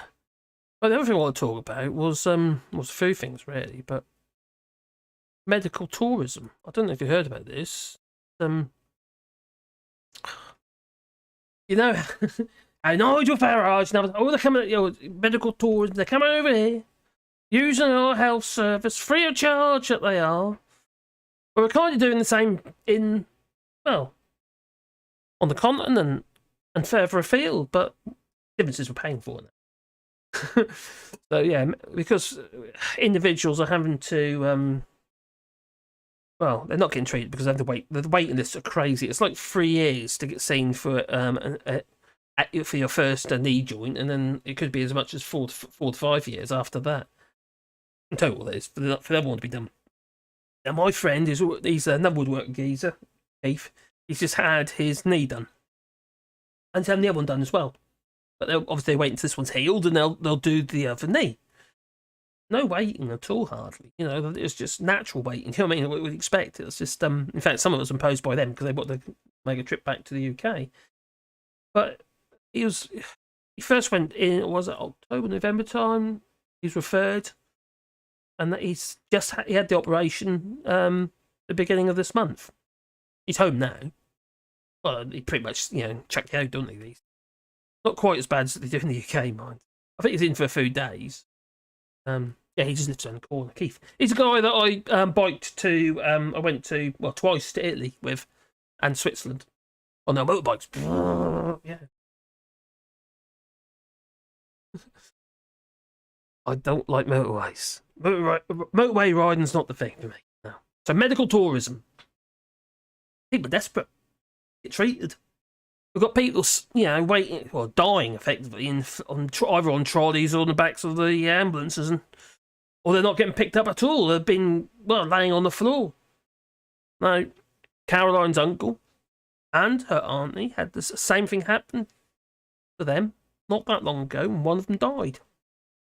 And Caroline's uncle, who's, he's still, he had a fall. He waited 12 hours for the ambulance to turn up. He fell down the stairs. Broke something or other. I don't know what it was. He's a Brexiter, so I don't. Karma. Anyway, he fell down the stairs and broke something. And he was laying on the floor, obviously in crippling pain for all those hours. And all family could do, they couldn't move him, obviously, because he'd broken something. And they just had to try and make him comfortable by putting, it was quite cold at the time, putting the blankets around him and stuff like that, and duvets around him, so trying to keep him comfortable. And probably dose him with painkillers. I don't know if they're supposed to do that or not. But anyway, they eventually got in hospital and he got treated and he got fixed up, eventually. Once you get in, they're brilliant. They're doing their absolute best to do what they have to do, and they're wondering why they're striking. They can see that the system's broke, and they can see that the service isn't what it used to be, and also they're not getting paid what they're worth. Just the teachers and what have you. What bugs me is everyone's talking about managing. I think I said this the other day actually about managing. We shouldn't have to just manage. You don't do years of training and continued training and use vocation as an excuse to pay people low money. Oh, you should expect no money because it's a vocation. You get paid in goodwill. Don't pay the bills, does it? Or the extreme energy cost. It's just about inflation and stuff, which is obviously, it will come down eventually. Eventually, maybe. But it's years and years of under-inflation pay increases. Yes, they got frozen at one point, but what pay rises they get are way below inflation. So technically, that's when inflation was low. The minuscule pay rises. And when Karen got in, what have you, and it's about austerity and, George, what's its name? And they say they had to save some money, but that's not how you save economies. You don't save economies by saving money. It doesn't work that way. You save economies by investing. by creating money to invest. I've always done it in the past, and it works. It's, you know, invest in infrastructure stuff. So you got assets, and assets make money. I mentioned it before in the video that I made about the internet and what have you. What made me think about it is obviously because we're getting new internet, sense of getting fibre, and if you got good connectivity, I mean really good connectivity, businesses can operate more efficiently, long distance, not just in the United Kingdom but abroad. I don't know if you heard, but many of the mobile phone operators are, well, they are getting rid of roaming. Free roaming. So, you know, so a lot of people, Tesco's, I think they just announced it as well. They're getting rid of roaming. Free roaming, that is, you know, included within your service. So you're going to be paying extra there. They're all going to follow suit because they're all going to get charged more. So medical tourism. It's not medical tourism, it's desperation. Rising number of Britons resort to treatment abroad. Apparently. And can you blame them? In fact, the costs are actually cheaper than what if you had to pay for it in the United Kingdom. Well, effectively, you do pay for it, because obviously national insurance and taxation and various other stuff. All this thing is free at the point of, isn't really free. Yeah, unless obviously you're employed and stuff like that. But yeah, you pay for it over a period of time, just like your pensions. It's not free, and they keep moving the flipping pension age up, yet you've been paying and investing in it for a period of time. What about the waspy women? You know? Cheated by this government again and again and again. So it's not medical tourism, it's desperation. People are desperate to get treated because they're in pain. The despair over the NHS waiting lists is driving people who could never afford private care in the UK to well, going to countries like Lithuania, for instance, and some EU countries as you know, EU countries and what have you, and she's in EU. So Kathy Rice has been in all-consuming pain for 18 months, and she decided to fly to Lithuania. I was going up stairs on my hands and knees. I couldn't get to the shop, and I had no quality of life. That's desperate, isn't it? You know. Now, don't forget, some of these people are below retirement age, so they're probably not. Well, they're probably at work, or should be. They can't go to work because they'd be on their hands and knees. Some dirty old men, probably with bright gammon-like faces, will probably think, "Oh, yeah, you can imagine, can't you?" The wrong idea. So, even though she's 68, she's 68, had 4 children, and has been told that she needed a knee replacement for an injury caused by osteoarthritis. But like millions of NHS patients, he faced a grueling wait. Now, I had an operation here in France. I think you better see it or not. Can you see it? Oh, too faded now. Probably can't see it. I have actually, my hands are, excuse my hands, but I have been doing some pretty grubby work today. I've been working in the shower. I had the floor up. Oh, there's a scar there, and I got, you might see it a little better actually. Is that a scar? Oh, you can see it now. There's a scar there. Because I had carpal tunnel syndrome. And they operated on both my hands. And the service I got was absolutely brilliant. I have to admit. But before that, I was supposed to be having done in the UK. I waited and waited there, to be honest. But in the UK, it was supposed to be done 3 years before we came. They kept losing our flipping details. I mean, what happened was that when we sold a house, we moved to temporary accommodation, as in we rented a house. Well, we were getting sorted out to move over. And we gave them the information, we told them we moved, blah, blah, blah, twice, and both times, they just don't correlate. Just nothing correlates. This is just obviously something to do with IT or whatever. Broken. Probably using, I don't know, DOS or Windows 98 or something. It's probably the most reliable sort in Windows anyway. But anyway, and they were sending the appointment, which came really, like, took about 2 years, and they keep sending it to the wrong place. I'm here. Eventually, I thought, well, I'm going to have to get this sorted out. So we go and see a doctor and what have you. Lillian, and she sends me for the test. What they do, they stick all these like pins in the, bit like bit like acupuncture. They stick all these like needles in you, and they put clips on them, and they got this machine, and what does it give like shocks? And what you go like this, press the button, he's grinning. In fact, my French neighbour, Violet, she came with me, you see, and didn't need to, but she came with us. I think it's just to watch me go like that, really, because she feels hilarious. So anyway, they tested and said, yes, you've got carpal tunnel syndrome, because that's how they find out with the nerves and stuff. I had one, within 2 months, I had the first one done. And then 2 months after, or 3 months after, might have been 3 months after, I had the second one done. And massive improvement. Because I couldn't sleep at night, because there's constant pins, needles in my hand, locking up, trigger finger, and all sorts of stuff. Loads of problems. And, but yeah, they did a good job. Not perfect. Not bound to, because there's damage there. But the treatment I got was brilliant. This was in San Juan Hospital here in France. And okay, we have to pay a little bit towards it in the sense that we have an insurance policy which tops up our. But 2/3 are paid by the state basically because I'm a taxpayer here, and the rest is done by insurance. You have malady, insurance. So Wally's looking at me. Stop looking at me like that. Anyway, it was all done. I was so pretty. I was just instant relief, absolutely instant relief. And obviously, people like this who have their knees done and stuff like that, is kind of instant relief for these people. They might walk a bit wonky afterwards, but with a knee done or hip done. My dad had his hip done twice. He's Brexit though. First time he slipped off a boat, busted his hip up, and they put like a screw thing in down his femur. Yeah. The second time wore up eventually. The actual joint bit wore up. They did it again. That was Spire Hospital. It's actually done privately, but via the NHS. So the NHS, obviously we're talking about huge amounts of money being paid to private hospitals that should be going into the NHS, really. I mean, spent via the NHS, so you get more value for money. But they're having to resort to private hospitals to do the work, do the jobs, do the installation of a new joint.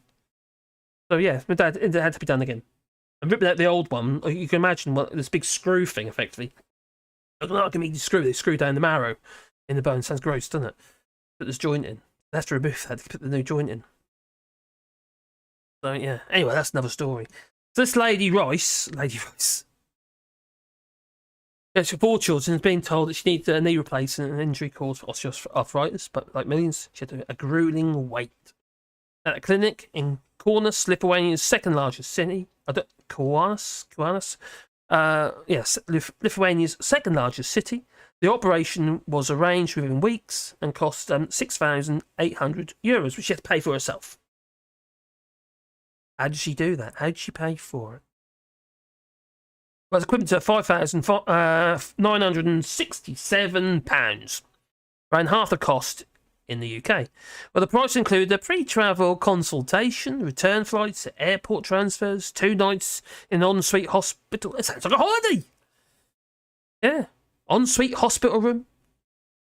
It's just what you get here, actually, in France. If you have day procedures and stuff like that, generally it's 2 beds to a room, but if you can overnight stays, generally is 1 bed in ensuite. It's a shared ensuite. There's 2 doors go to the ensuite, so you have to be careful with the with the lights and obviously the locks. But anyway, this is at San Juan Hospital, that is. And obviously pre-surgery checkups, etc., and post-operative physio, all inclusive. It's like a holiday package. Hips are us, stuff like that. So, she says, I thought, just look at your choices. You stay here and be in a kind of pain limbo, I suppose, for another couple of years, or you take the decision. Get it done. That's what she said. But the former health sector worker, so she's done her work, from Glasgow, is one of the growing number of Britons going abroad for routine medical care. Now, she's never gone private before, never had the desire to. Not be fair, the NHS is brilliant. It really is brilliant. It's not the NHS's fault. They might have too many chiefs and not enough Indians. And spending too much on procurement, more than the stuff is actually worth. The buying power of the NHS procurement should be pittance. But it's not. Privatisation again. So, well, she had her first surgery. And she returned to Lithuania to have the same procedure done again on the other knee.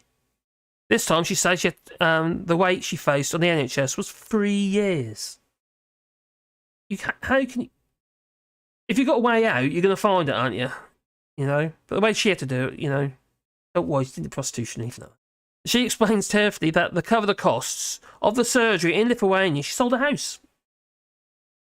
People think that what you're doing... people think that if you're doing this, you've got a wonderful pension and you're very well off. But the driver here is that people are in pain. That's what she says. It's not a medical tourism, it's medical desperation. If you're in constant pain, what... I can understand that. I can understand her decision to sell a house. Just make it a bit bigger. You can't see that, can you? So, got to find it again, though. Because I made it bigger, it's jumped up, isn't it? Yeah, medical desperation. And in the basement of a gym of the same hospital in Kaunas, a gleaming white clinic, overlooked by Soviet-era apartment buildings. Another patient, William Grover, 79, is stepping off and on, or stepping on and off an aerobic block. Doing star jumps. There he is, doing the star jumps. Okay, maybe not. He paid just over 6,000, but he was quoted 15,000 to have it done privately in the United Kingdom. The grandfather of 8. I'm a grandfather of 9. I beat you, and I'm not that old. No. 10 soon. Oh my god. 10 grandchildren this year. Blimey. Anyway. Good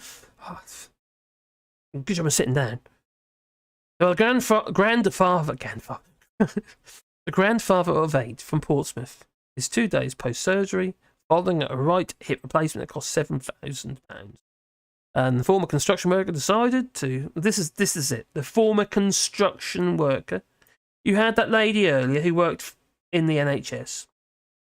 And I think she was NHS, wasn't it? I think so. Anyway, she'd have been on her feet all day long, every single day, probably lifting bodies and God knows what else. You know, in bed mode. Not meant to be body. Might be. I don't know what her job was. Anyway, this guy here is a construction worker. Tell you what, if you've got a choice not to do construction work, don't do it. But also, if you've got a choice not to be in an office all day, don't do that either, because it's just, you know, it's chicken and egg. But it bugs your body up. I've got so many problems related to working in the construction, whether it be woodworking or whether constantly on site, working in a dam, working on roofs with your feet like cacked back, running up and down the battens, rough battens. You know, it just bugs your body up and your joints and stuff like that. I don't recommend it for anybody. I enjoyed it, but knowing what I know now, I think I'd have found. I think I'd. Do you know what I would have done? I think I'd have followed my original path would be doing photography, but doing. It's quite hard when you got kids in it. Got to pay the bills, haven't you? Abstract photography and stuff like that. I just love the arts, and that's what I should have carried on with. To be honest, doing the expos and stuff like that. Eventually, you get there. You know. Stuff I used to do was crazy. When I was doing my uni, and I'll show you a picture actually. It was 10 feet by 6 feet. This image, and it was made up of microscopic images, and it's a topography, and literally all these different images all together. They made up one image into another image, and it's really cool. And yeah. Well, anyway, the former construction worker decided to fly the 2.5 hours from Luton to Lithuania again to have the procedure at the Orthopedics clinic after Nord Orthopedics clinic after facing an uncertain wait on the NHS. He paid the quoted £15,000 by a private. He was quoted £15,000 by a private hospital in the United Kingdom. But got it done for £6,146. Hopefully done a good job. He says, I always used the NHS. I never thought I'd ever need to go private, but my hip was just getting worse and worse. And I got to the stage where I was just thinking, what am I going to do? What he says. As battered by the pandemic, workforce shortages, and the chronic lack of social care capacity, the UK's health systems are under acute strain. Latest NHS figures show that 7.19 million people were waiting for treatment in England alone in November, with 406,575 waiting over a year. There were more than 600,000 patients waiting in Scotland for planned procedures at the end of last September, and there were more than 750,000 waiting to start treatment in Wales in October. I don't know if the figures are 100% accurate or where they got those figures from, but if they got them off some kind of, how to put it, some sort of government website to do with this government, well, then I wouldn't be surprised they're doing whatever they can to belittle Scotland and Wales, or to try to counteract the negativity of what's going on. They do like to say, don't they, how, oh, you're failing in the health service in Scotland. They say it all the time, but no, not the same. The Department of Health and Social Care spokesperson said it was working tirelessly to ensure that people get the care that they need, and that the NHS had virtually eliminated waits. Really? Yeah. For more than 2 years for treatment. That's not true. The Welsh Government said it had ambitious targets to tackle delays for planned care, while the Scottish Government said it was opening... Oh, something went ping. The Scottish Government said it had an opening for national treatment centres that could provide capacity for over 12,250 additional procedures, dependent on workforce. But a growing number of people are resorting to going private abroad. Google Trends data shows that UK searches for private healthcare at a record high, while figures for private healthcare information networks show a number of self-paying for private acute care has increased by more than a third compared with the pandemic, which 193% rise in those paying for hip replacements. What are you going to do? Really, what are you going to do? You can't not do it, can you? You just if you've got a means to find the money, you're in constant pain. There's only so much paracetamol, and that causes big organ problems, doesn't it? Paracetamol, especially. Well, any of them do. Any of the NSAIDs cause all sorts of grief.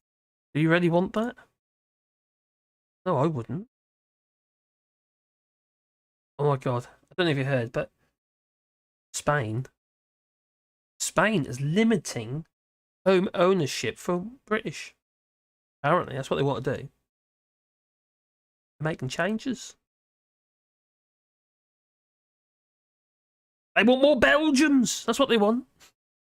I don't know if you realise this, but banter Belgium's buying up British properties, or British-owned hot properties in Spain. It's increased. So they're replacing fish and chips with Mills and Fritz. The Brits living in Balearic Islands say that they're limiting foreign property ownership for Brits, and would be the first step in helping drive down prices, which remain out of reach for many locals. I don't even remember if there was a lot of protests around the Barcelona area with people on these ships coming in, these like tours and what have you.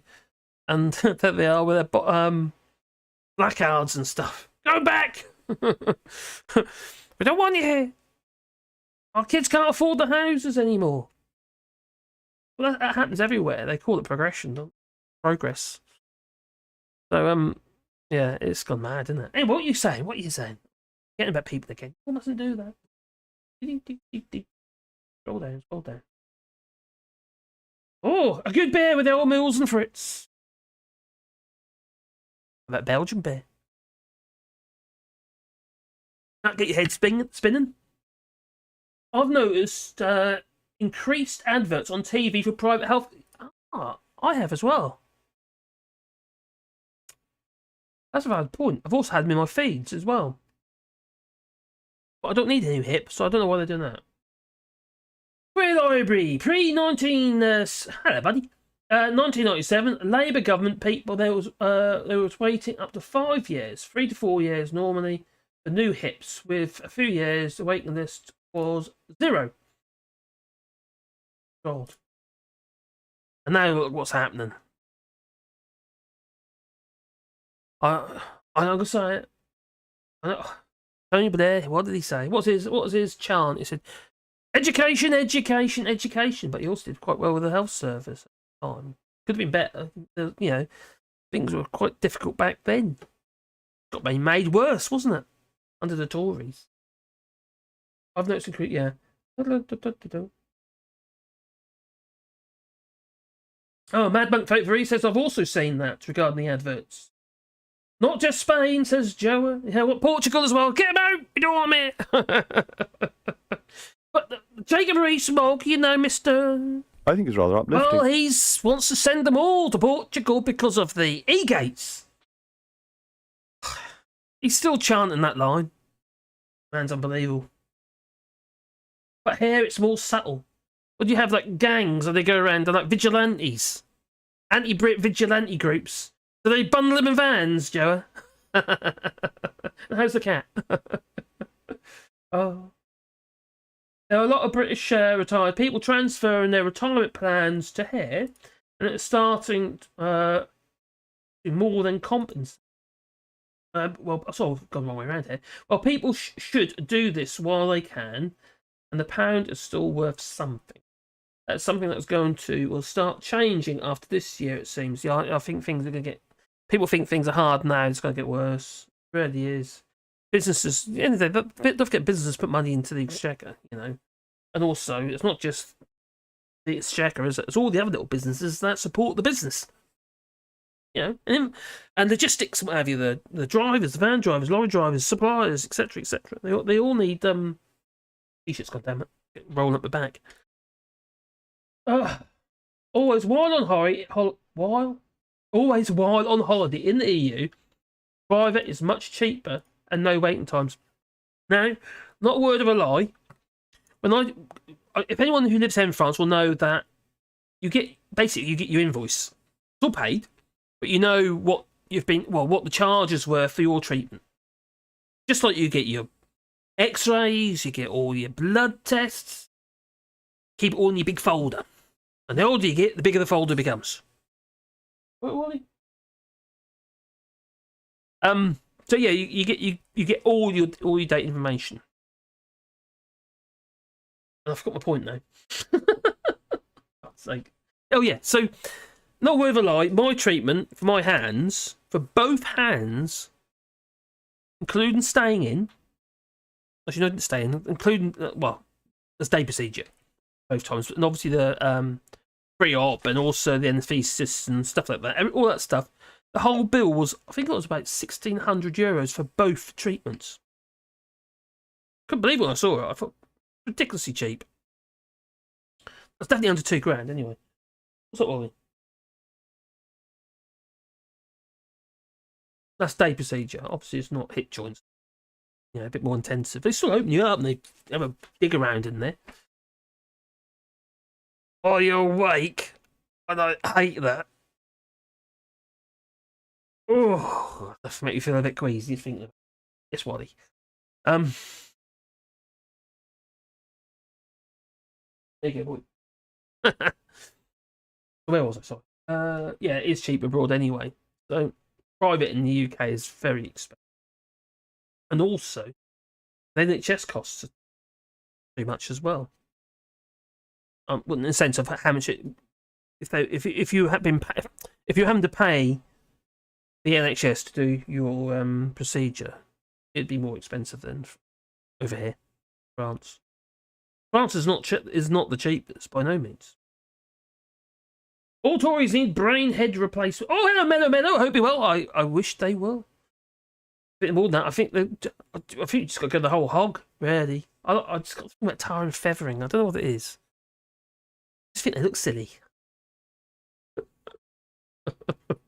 Got feathers all over them, tar, you see. Didn't visit a dentist in the UK for 10 years, says Mike. I've got a visit to the dentist tomorrow. I don't remember over the Christmas period I was having problems, and I had an emergency visit to the dentist, and they just gave me a little antibiotics, and it seems to still be okay. But I have got a problem in my teeth. It's not a hole, it's basically food gets stuck.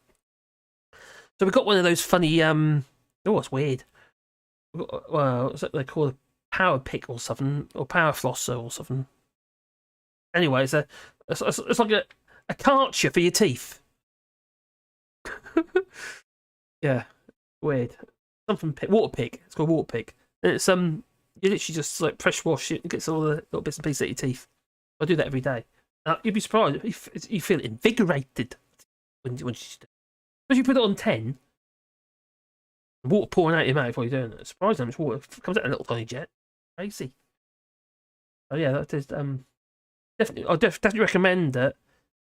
But it's a bit like the netty bottle where you've got to put a thing up your nose and you rinse your nasal passage out, which I have to do because I'm woodworking, a lot of dust, you see. It's kind of like, yeah. Makes your eyes water. Put it like that. That's all I'm saying. People here are spoiled sometimes.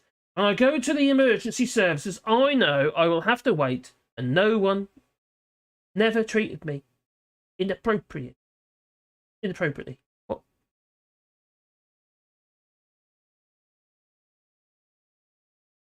I think the treatment that we get here in France, obviously in Portugal, but I think it's brilliant. I'm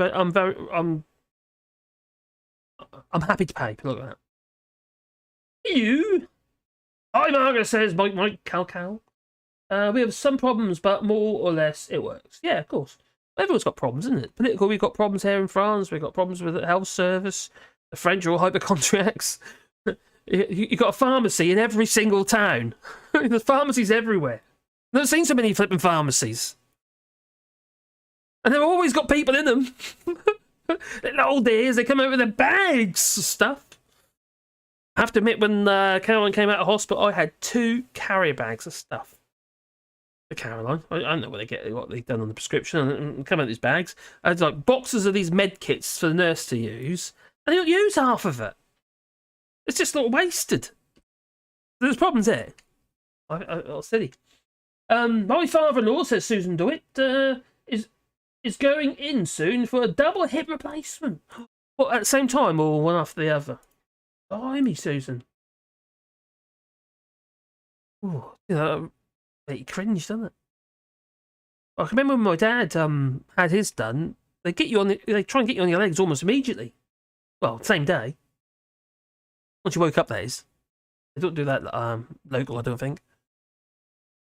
Oh, if the UK was still in the European Union, you could have availed of the foreign treatment programme, yes, free of charge, excluding travel costs. That's a very valid point. I missed that one, Chatty Rat. Yep, you're right. Unfortunately, a whole load of numpty. That cross in the wrong box. Shoving the United Kingdom down the... Oh dear. Ooh. Ooh. Good. Makes me want to go. Yeah. It's your hands now. Feel good enough to punch all the Tories. Yes. Don't worry, I'll have no problem then. In fact, I'll probably just use a hammer. Okay, I've got a rubber mallet. I'll use that. Still flipping hard though, I'll tell you. Oh. Pre-retirement. If somebody took ill in work, the DFB dispatched a fire truck. Fire truck. If an ambulance wasn't immediately available, that happened. Here in France, we have pompiers, which is the fire department, basically. And you don't generally, for most, if you have a problem, you can phone the ambulance. Most of the ambulances you have to pay, but you don't phone the ambulance. People phone the pompier, and the pompier comes and picks you up. And it's free. So they come and take you to the hospital, whatever. So you get taken there. Not in the big fire truck, no. Even the horse car. I don't know how they took it. Anyway, it's not in the fire truck. I don't think so. The red bus was not the problem. It was a drunk driver. Alexander Boris Johnson, and who else was on there? Michael Gove was on there as well, wasn't he? Oh dear. The whole thing is just so broken, isn't it? It's such a shame. Sorry.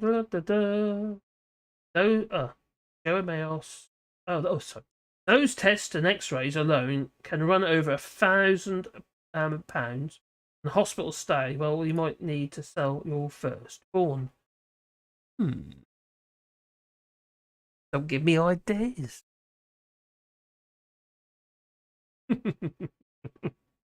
Sorry, Stefan. Although my son very kindly bought me my new coat for Christmas. My new lumberjacket. I'm a lumberjack and I'm okay. Something like that. Yeah. Oh yeah, I'll let him off.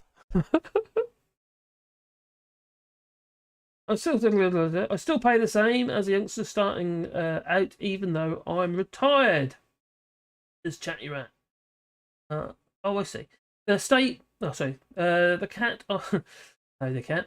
I've no issue with private health insurance as long as it's community rated. Well, that's kind of what happens in France. Is you get effectively French healthcare is.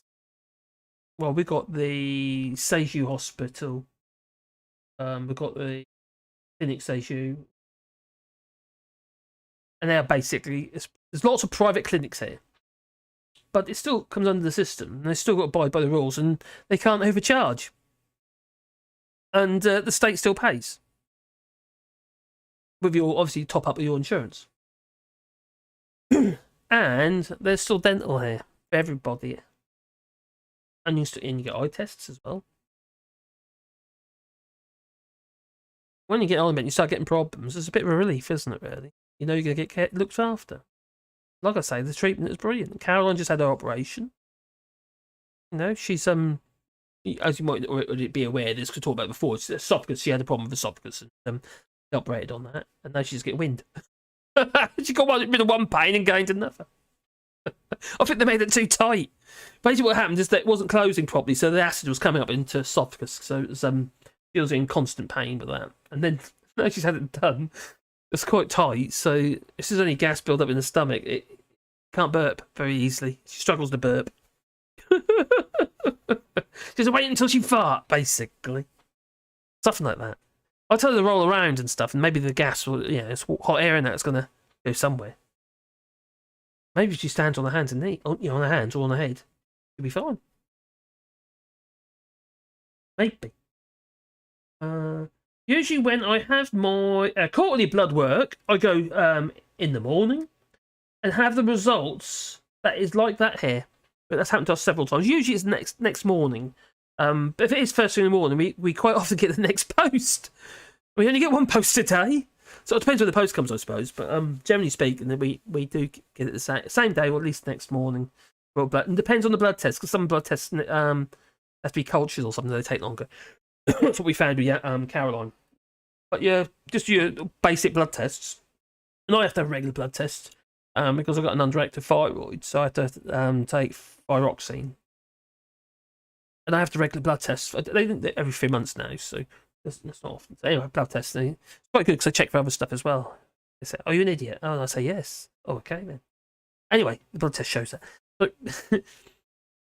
So yeah, I have this regular blood test, but it's very quick. And the other thing is, I've got a bit of a choice. I can go to the clinic. So I get your prescription, basically. I'll go to the clinic, get it done there. I can stay at home, and the Red Cross comes and do it for you, or your surgery will actually comes to your house.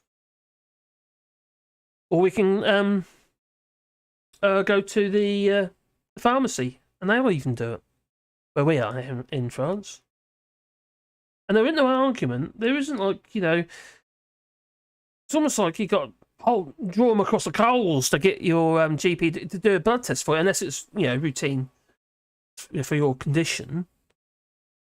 But here you can almost request it from your doctor, your GP. If you've got a problem, they don't think twice about doing it. It might be why they got a bit of a deficit. Everyone's hypochondriacs. They are, I'm telling you. Everyone there are hypochondriacs. They've got everything. Oh dear.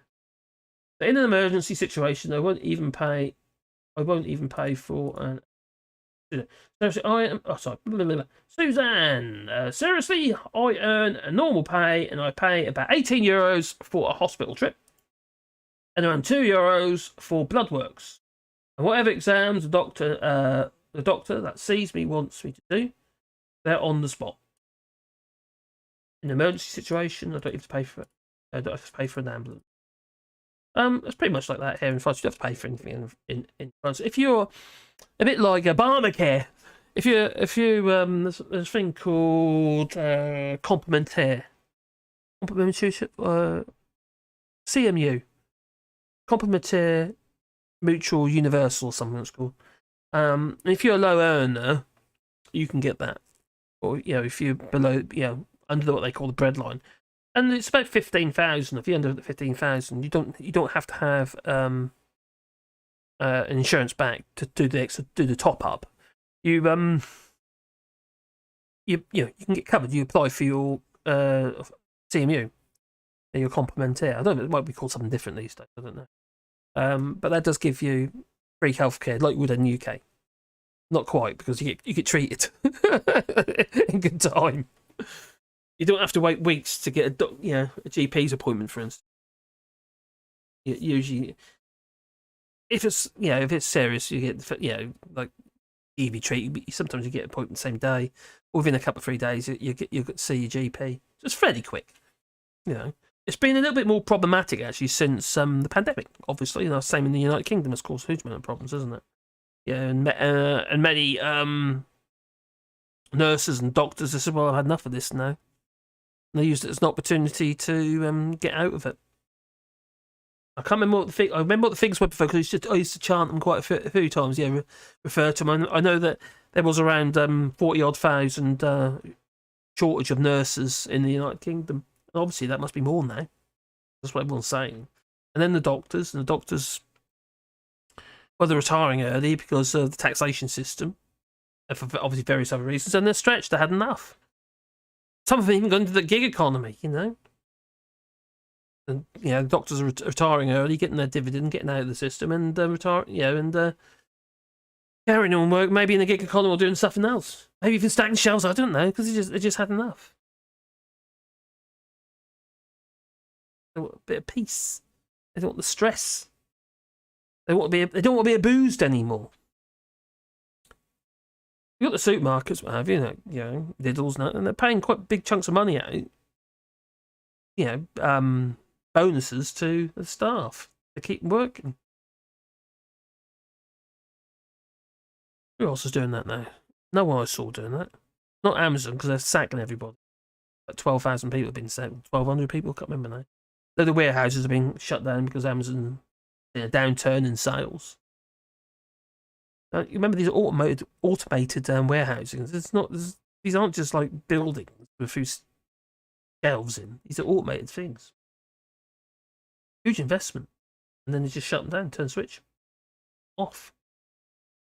Oh, Korean Leipzig, David Cameron. The press went after him after people coming to the UK and claiming NHS treatment.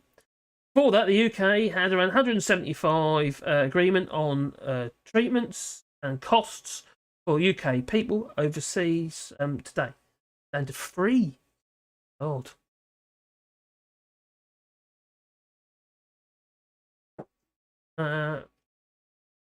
Crystal says, hello, Crystal. Was just over... Oh, and Graham. Oh, Graham's live, is he? I didn't know. Oh, sorry, Graham. And he wants to ban... Oh. What is he on about? Really? You need to be careful what he says now, because the policies... that is...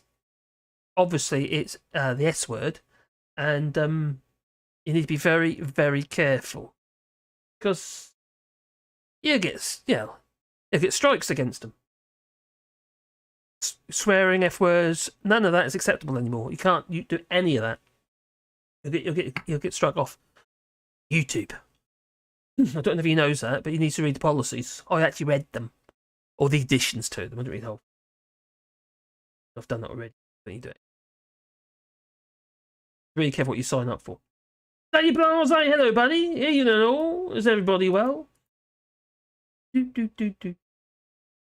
Apparently I'm losing keyframes or something. Open the widget. I don't know what that's about. Maybe that'll change when I get my new internet of 2 gigabits per second download. I can't wait. Wednesday, apparently. Got all my connection details, my login details. I got all them ready to go. Waiting for the cable to be put in. It should be Wednesday. Yeah, cheers, Factory Library. That's interesting. Very true. Back from Graham. Oh, you've been to see Graham, have you? I didn't realise Graham was on. Didn't even know. Why come I didn't get I don't get no notifications for any of Graham's show. I better just check that. Was he sweary? Was he being sweary again? Was Graham being sweary? I bet he was. I bet. Oh, cheers, buddy. Oh, cheers, Reagan. I really appreciate it, buddy. Thank you. Yeah, I think I might have the. I don't know if Graham's actually read the policy, so I might have work. I know. Oh, hang on. It doesn't matter. Around you. Oh, cheers, Reagan. Really appreciate it. He's saying, what's he saying? He said anything? Save the children for the Tories. Vote Labour. You've got no choice. I'm no fan of Labour as at the moment. It's not. I don't find it very socialist, to be honest.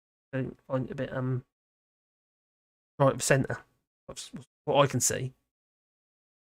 And but it's a darn sight better than what we got.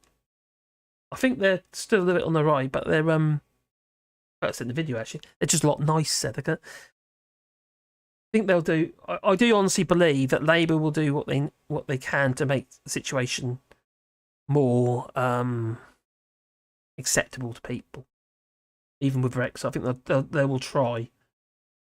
But if you think they're going to try and rejoin the European Union, they ain't going to. They're not going to do. They'd be branded liars, wouldn't they? Again, just like the Tories. Hopefully, they do stuff that will make people better. Scroll down. I'm scrolling down. Back from Graham. Marcus, here you have access to everything, and you pay according to your income level, from nothing to a percentage, and you will always be treated. That's what you ask, isn't it? You know. Now, I've said it so many times before. I think in my videos I've said it recently as well. You can't have an efficient economy without a healthy population. You've got to keep people in work for as long as possible with the least amount of sick days as possible. If you want to have an efficient economy, and to do that, you need a working NHS or equivalent. You just have to. It's not rocket science, is it? For God's sake! Oh, blasphemy! No, it's not rocket science. I just can't. I just don't understand why people don't. I don't hear this by anybody. I just don't get it. Unless you're countries like India and China with massive populations, so they'll never be understood. Yeah, they'll never not have enough workforce because the populations are massive, but they've got massive depravity. In the United Kingdom, we've got a relatively low unemployment level. Where are the people going to come from? So those who are in work, we've got to keep them in work as long as possible. So they, we have to keep them healthy. The problem is in the United Kingdom, especially from what I can see, it's kind of coming over here as well. Actually, too much rubbish food, farm foods, for instance, because they're cheap. I understand why people buy it because it's cheap, not necessarily healthy. Caroline was commenting to me, how cheap vegetables are in the United Kingdom still. Probably because they can't sell them because everyone's got the farm foods and buying frozen stuff. Oh, Aunt Bessie's frozen Yorkshire puddings. What? Not for me, thank you. Heat up your oil and make your own, is what I say. In your pan, that is. Oh, Graham was ranting about the children, as in the kiddies that have been abducted, I take. Shocking. Absolutely shocking. I don't know if you hear, we were talking about it a minute ago. Actually, no, I think you mentioned it, then I talked, that was all my plan to do. Common sense doesn't always apply in this government. Well, common sense is no longer common, unfortunately. Not just in government, but in voting people. Electorate.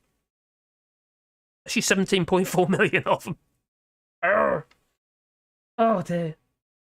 Manmonk says, crumbling health service, fuel poverty, and food banks are rather... I think it's rather uplifting. Oh no, that was Jacob Rees-Mogg, the Doff Cap Forlog, the Walking Penny Farthing, that one. It's a failure of government. Yeah. It is a failure of government. I think I've actually quoted that several times before, actually. Past. I haven't done that for ages. A failure of government, it is. Mellow, mellow, mellow, mellow, mellow. Oh, sure, is this swearing? I have to go for, every time every time I think about the Tories. Oh, that's my stomach, it does. Turns the stomach upside down, it does. I really appreciate that, track you sent us the other day, buddy. That was really good. Thanks for that. Oh, Twitter. Yeah, so he's ranting about chill. Yeah, I'm sure he was ranting. If he was swearing, he needs to be a bit careful because it's all treated the same now. And some things are actually not allowed on the platform at all. So you'll get strikes. You get too many strikes, you'll be striked off. But basically, you lose your account. So you got to be careful. I'm a bit worried. Because I've got some dodgy videos on this channel, in the sense of, you know, like the George Useless with the on his head, and other ones of Anne Widdecombe and the cucumber. Loads of stuff I've done in the past. I've deleted as many as I can find at the moment. I'm still going through them. There's 3,000 videos on this channel, or was. Got rid of a load now, but there was just under 3,000 videos on this channel. Can't go through 3,000 videos. I'm just having to go through them and say, well, that's the obvious one, that's an obvious one, that's an obvious one. And I was also looking at the dates of the images. The problem is the image dates are quite early on in the channel, in the life of this channel. April on its first year. It's my ignorance. I didn't know what I was doing. Oh dear. I'm an idiot. I'm sorry. Daily Blase, good evening, number 3. Mad Monk and Suzanne DeWitt. My course was quite interesting. Just another 14 days. Course, what course was that, Daily Blase? I didn't realise you're doing a course. Horses for courses, or just courses for courses? Huh? Are you trained to be a limbo dancer? It's not with my legs, he says. Oh. Yeah. Good evening. Voter ID is now that. Oh, it went through, did it? Yeah. That's a good point, actually. Anybody who is intending to vote for the right side of common sense, willing to vote for Labour and not the Tories. If you're going to vote for Tories, well then, obviously nobody here will be voting for Tories, but if you were voting for Tories, well then don't register to vote. But if you, yeah, otherwise you need to encourage as many people as you can to register to vote. It's the only way to soften the blow that we're facing. I'm not saying it's going to get rid of it. I'm not saying it's going to be like the magic mushroom. Oh, a magic roundabout. No magic roundabout. Let's just go sort everything out. I think the words. Name the bear.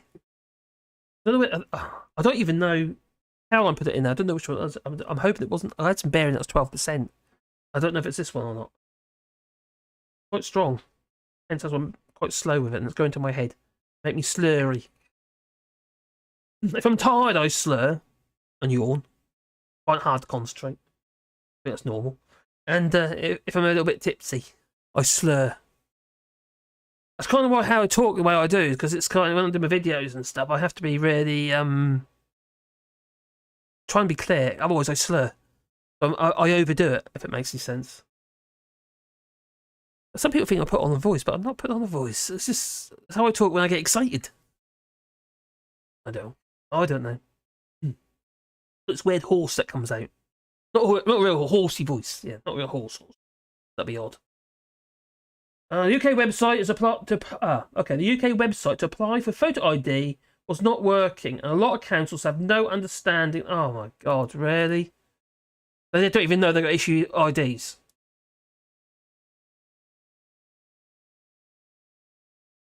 Probably got no funding for it either. Somebody's got to pay for it. So how it normally works is what we would do when we vote, we have to register with our council. In this case, it would be Norfolk County Council.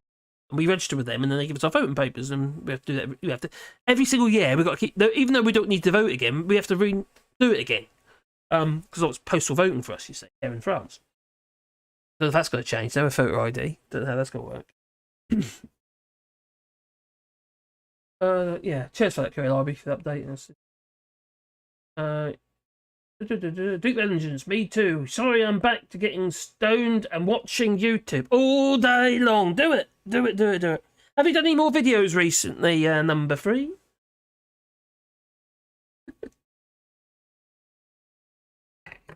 So I haven't seen it. I haven't had any notifications, so I wouldn't know. Unless you did your first one, didn't you? If you need any advice, or I'm not saying I'm a good person to give advice on this, but if you need any help with advice, I'm more than happy to help you. Number 3. I know what it's like. It's the saying is, buddy, you just got to press record. I was so nervous doing live stuff. And it was Graham, who was mentioned on here earlier, who got me out of my shell regarding live streams. I'd never done live streams before until Graham Who's in every single country in the world without flying. And God, don't he like to tell you? He said to me, the first thing he said to me, not first thing, one of the first things he said to me when I met him at the airport in Charles de Gaulle Airport in Paris. Just don't like talk, yeah. But I've been to every country, but I don't like to mention it too much because people think I'm kind of. It's as though it's gone to my head kind of thing. That's what people think, he says. Words that thing. I lost count how many times he told me, and every time we were doing live, and every time, I've been to every country in the world. It was almost like it was a response to any negativity or anything. Oh, I've been to every country in the world without flying.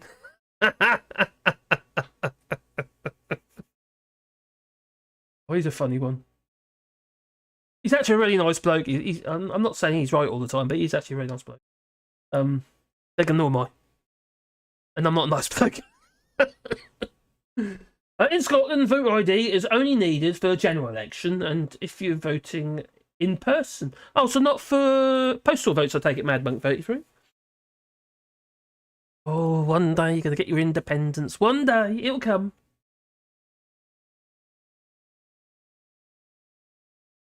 You know my thoughts on it. I've said it a million times, as you know. It has to happen, though. For the people of Scotland. Especially on these Tories, because at the end of the day, it's crikey.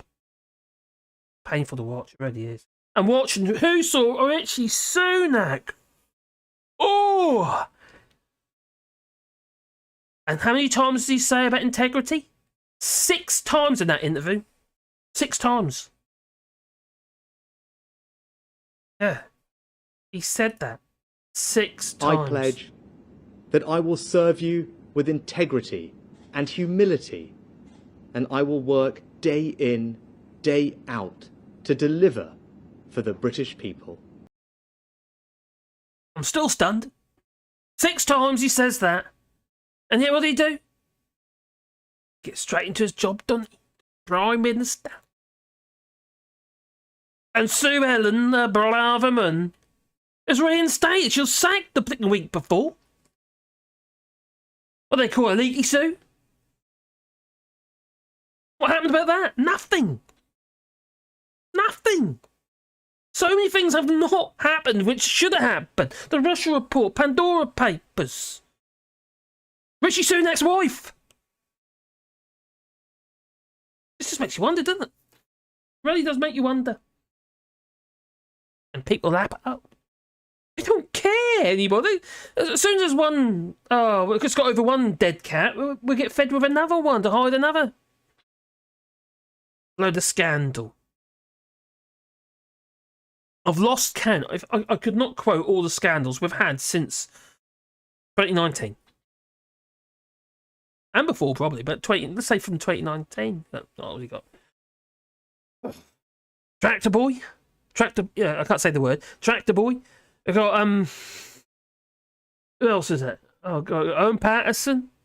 Zahawi. We've got, the Prime Minister and his wife. Boris Johnson. I've lost count on how many scandals there. Nick Pincher, the Pincher. That's what Boris Johnson called him when he hired him to be the ethics, or was that some kind of ethics advisor? Not ethics advisor, was it? Supposed to look after people. Oh, he did try, didn't he? Yeah, he groped that rower. Oh, I got your eggs. Oh, I got 2 of them. Oh, what's that in the middle? Natty, innit? I'm not... That was accidental, I do apologise. Oh, anyway. Who did I just say? I just saw somebody. Who did I just see? Mellow. I thought I just saw somebody different. It popped off again. Strange. It's become the normal. That's the problem. Everyone's become desensitised. There's so much scandal. We're looking forward to the next one. Oh, there's something to talk about.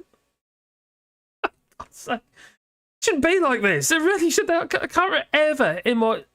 No, it's never been like this. Like I mentioned about the scandal with Mr. Gray, the Royal John Major. There's nothing like this. You've got Ahmed, whatever his name was, the guy, Kiddie Fiddler geezer. He's in jail. You've got her down at Flippin' Dover, her husband in jail. I don't know if he's out now. All sex offences. How come they're still in power? People are still making excuses for them. I think I was listening to, what was it, Sheila Fox or somebody yesterday, or no, who was that? Oh my god, that tennis geezer, Andrew, whatever his name is, the guy on LBC. I can't stand him. Well, he had James Cleverly on, I think it was yesterday morning or Saturday morning on LBC, and asking all the wrong questions. In fact, he didn't really hold him to account at all. You know, just accepted his account of things regarding what was going on with Nadhim Zahawi. It's like we were supposed to accept it. It's like, oh, it's okay. He scammed, well, the taxpayer. People are paying their taxes, yet that geezer ain't paying anything. Well, he has now. That wasn't his intention. 3.7 million, and then obviously 4.8 in the end, I think, with the fines, or 5 million with the fine, 30% fine. There's no way that, I said it before, I said it earlier, but there is no way that was intentional. That's not an accident, that's intentional. How can you get 27 million quid chucked into your bank? He's worth 100 million, remember? Yeah. And not notice. Oh, maybe I should pay tax on that. God's sake. It's not how it works in most people's brains. And somebody who is a successful businessman, there's no excuse. None whatsoever. People are making excuses for him. Obviously, the Tories make excuses for him. You've got Richie Sunak. Oh, yes, we've just appointed our independent advisor. Our. Not the. Our. Bit like, you know, I've got no, working class friends. Oh, we sucked all the money out of the North. We changed those rules, those policies, and give it to all you in Tunbridge Wells. Something like that. Yeah, people vote for him. Well, the fact of the matter is, he's unelected. He's an elected MP, but he's not an elected by the populace, is he? By the electorate? No. At 0 something blah blah blah %, some crazy low number of the electorate. Arrgh. And yet no general election. We're not going to do that while they got an 80-seat majority, are they? Hopefully Labour maybe gets that. I was saying that. Do I really want Labour to get an 80-seat majority? I do, in some ways, because I want them to reverse some of these policies, because that's what they said they'll do. Especially the one regarding the striking, for instance. Putting limitations on being able to strike. And the government setting the rules to minimum, level of cover. Obviously, Labour won't vote for that. They've said that quite clearly. And Richie Sunak keeps throwing it in Starmer's face as if it's a win. But anyone with any common sense, the problem is common sense is no longer common, should know that this is, it's a con. Makes me angry. Bitter and twisted I am. Bitter and twisted. Ask the missus. Oh, number 3. You're off, buddy. Off to bed. Take care, mate, buddy. Thanks for joining us. Do you need me to tuck you in? Do you want me to whisper sweet nothings in your ear? No, I won't do that. Yeah, feel better, buddy. Says Lefty Boat. Oh, you're off. Night says number 3 says Orc. Page. Not so cleverly. Well, said he was in the States and had only just returned. Was unaware of the situation. Yeah, I saw that. Yeah, the interview. He said that, didn't he? But that was with Andrew, wasn't it? Tennis player. But wouldn't comment on Peanut Head's tax affairs. Well, we've got Egghead as well, haven't we? Sassy Javid, he wants everybody to be paying for the GPs, about 60 quid every time you go and see your GP. Like I said before, you know, you can't have an efficient economy without a healthy population. People won't go. Loads of people won't afford that. 60 quid every time you see a GP, that's ridiculous. No, they didn't. Nobody voted, did they? Mano voted for old Refugee SuSnack. No. Refugee SuSnack. I like that, but yeah. It was 400 quid shoes. I wish I could afford 400 quid shoes. In fact, if I show you my shoes, you might all give me your money. Because they've got holes in them. Where are they? Not in here. I bought a pair of shoes, the Merrills, when I went to Das Island. No, Das Island. No, Gas Island. No, it was Ginger Island with Graham Hughes. And I bought some shoes to go. That place destroyed them. I've been wearing them ever since, but they keep falling apart. They started falling apart straight away, these Merrills, because of salt. Just ate them. And they went all hard, leather went weird. And ever since, they've been falling a bit by bit. And my toes are poking out now. Oh well. They live. Wish I could show over the hair. They're manky. I really must get some more shoes. Shoes are expensive, you know.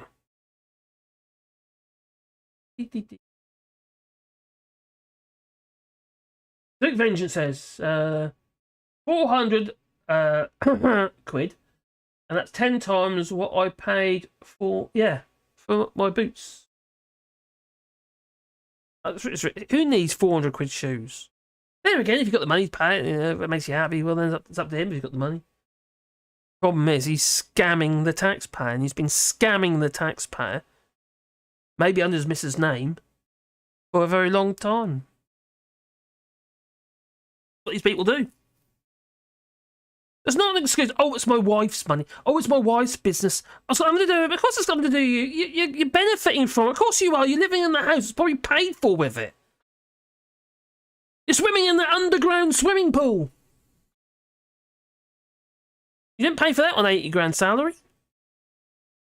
No. What's she worth? Like 750 million or something crazy? Huge amount of money.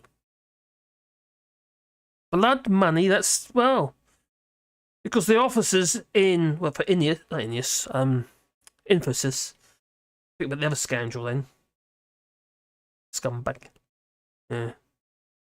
Lord, what's its name? Ratcliffe, whatever it is. The guy who's building the Grenadier Land Rover copy. Anyway, yeah, so these officers for Infosys, sorry.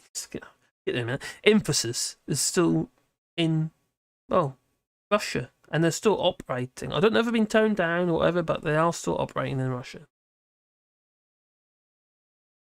Not great. No.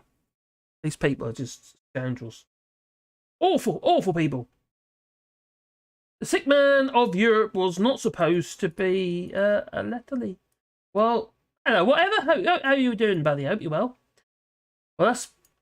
Well, you know what happened? We were the sick man of Europe, and we joined the European Union. Did quite well out of the European Union. Did very well, actually, out of the European Union. Having access to, you know, tariff-free. VAT, well, not VAT, we've got to pay VAT somewhere, but you're not paying it twice. Crazy. I just face palm, isn't it? Face palm moment. Face palm. Lord Ratbag, that's him. Yeah, Ratcliffe. Ineos, gas or oil or chemicals or something. They do. Ineos. Making shitloads of money. Very, very, very, very rich man he is. He's had, to be fair to him, he has done some good, but this Brexit lark is just, well, put him in the mincer. That's what you need to do. Oh, but Reagan, see you later, buddy. Take care. Got work tomorrow. Oh, take care, man. See you guys on Max's stream tomorrow evening. I might be there, might not. I don't know.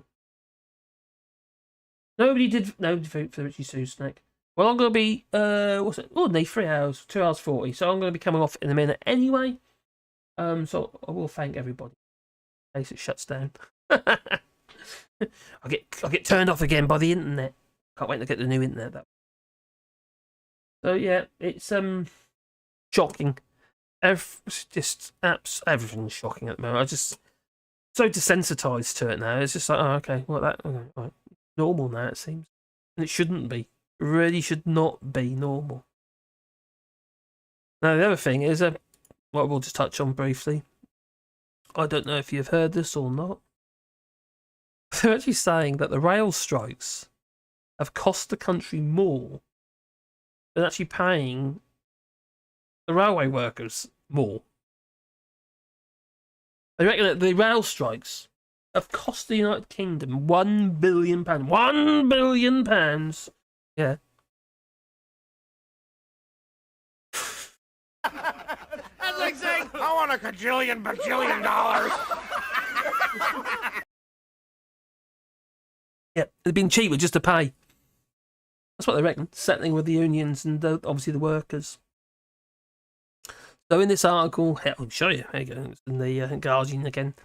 Rail strikes have cost the United Kingdom economy more than £1 billion, and it would have cost less to settle the dispute of unions over pay and conditions. Remember, this isn't ended yet. This is going to carry on. If they did it months ago, they could have saved all this. It's like hedging your bets. It's a gamble, isn't it? Oh, they'll give in. They won't do it. They won't do it. And they did. However, the rail minister, who Merryman said, the need for reform to working practice made the standoff necessary, as he told MPs on the Commons Transport Select Committee on Wednesday that the government had not torpedoed a deal, nor interfered in a negative manner. No, they just didn't engage. I don't know if you saw. Who's the head of the nurses union? Anyway, she was saying, well, they're lying. She's accused the government of lying. The government's saying there's been progress or what's it? What's the common phrase? I don't know what it is now. But anyway, they've been saying there's progress and all that. And there wasn't. No progress. So she basically said, well, they're not the same meetings we've been in, she goes. And they're lying, what she says. The same with the RMT. They've said the same. There's no progress because, although they did say Mick Lynch, he did say that the current transport minister, at least he was talking, but they weren't getting anywhere. There wasn't any. There was no checkbook basically. The Merryman said that strikes cost the UK rail industry 25 million on a weekday and 15 million a day at the weekend, and cited a study saying that the cost of the strikes to the wider economy from June to December was 700 million.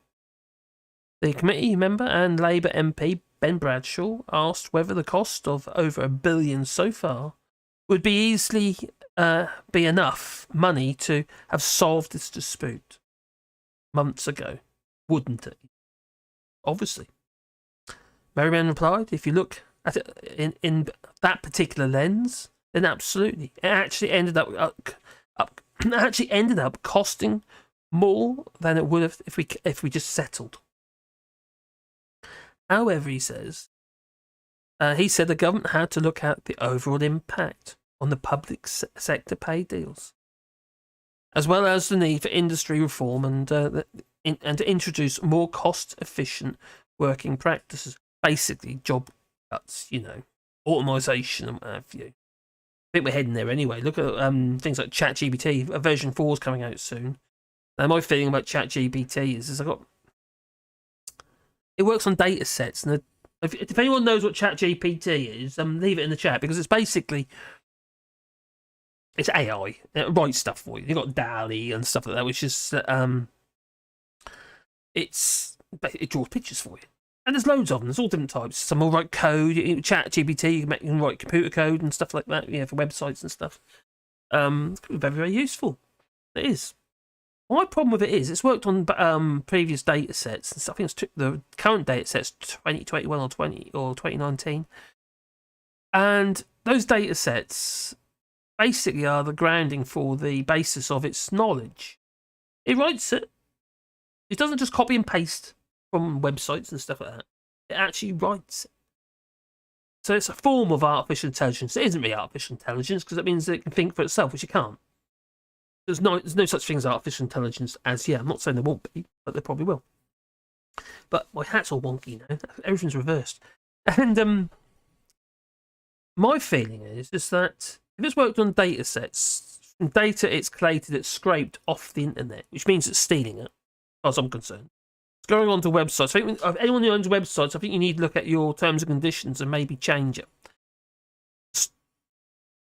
Because if they're collecting your data off your websites, obviously news data and stuff like that is different kettle of fish. But if they're collecting data off your websites to make up these chat forums and stuff, or this ChatGPT AI, I think that's a problem. Plagiarism, isn't it? That's the way I see it. Even if it's like bits of information from all different places and getting the knowledge, you're still getting the data from somewhere. And my problem is, well, not problem. My thinking is, or my theory is, wouldn't it, if, for instance, the data sets became less, not as big, and more people turn to writing AI content, going to AI, ChatGPT, and writing stuff, well, then you're losing original thought. Because ChatGPT's thought is based on data sets, somebody's older thoughts. So you could end up with a situation where people will just give up writing original content. Now, because I run websites and stuff, and I write blogs and stuff like that, you'd say. If I use ChatGPT, it'd be based on old data. It's quite good for things like, for instance, if you want to know about something, I don't know, if you've got a question for it, it's very good, but it's not going to give you original thought. Might write songs and all sorts of stuff, but not original thought. And I think that's a problem, because the less people start writing and putting that stuff online, there's less data sets. It means it could dwindle. Its efficiency, its usefulness could dwindle as people stop writing original content. Because like I say, ChatGPT gets its data from somewhere. That's from people who write content. Things like news content and stuff like that, I don't think that'd be a problem, because it'll always be up there. If you're talking about people who write blogs and stuff like that, like I write blogs about machines and stuff like that, and one particular blog I've done is about Fedstal, which is a machine, machine manufacturers, and that's done really well online. And it's it'd be the one that they'd probably choose in the sense of getting some of the data from to make up their response to your question. So if I stop writing, well then other people stop writing. And then you got things like Fiverr. Now, Fiverr is an online site which people can actually go to hire services, all different sorts of services, from editing to writing, copywriting, all sorts of stuff. And it's very, very useful. If they start people on there, because they're quite cheap, you see, and they turn to AI to service their demand, we've got the same problem again when they haven't got original content. It's I can see it being destructive. I can see it almost being destroying itself, its usefulness, because it's going to require original, thought-provoking content. That's my thinking.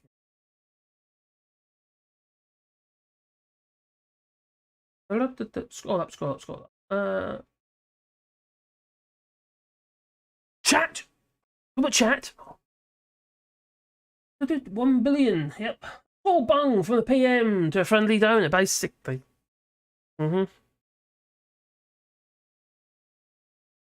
Oh, I would actually, yeah. Brian, hello, Brian. Would you like still like some of the pictures of the engines I deal with? I would, Brian. This works, said Brian. Oh, he's back.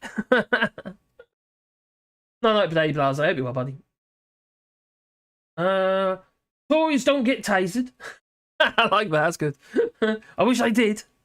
Undrawn the court. Hi, Marks. I hope all you're right. We're good. We're good. I hope everybody else is. Lord Ratbag. Yes, he is, isn't he? Ratcliffe. And one. Yeah. And. I wonder why they all have nice pirate names. Refugee SuSnack. Handles. Does anybody remember the LCB? Every handles. Every handle for CB. CB radio. Citizens Band radio. Take care, Curry Larby. Night, buddy. I'm going to be going in a minute anyway. If you have free sat, tune into BBC. NI, Northern Ireland. Just about to broadcast a programme on the hooded men.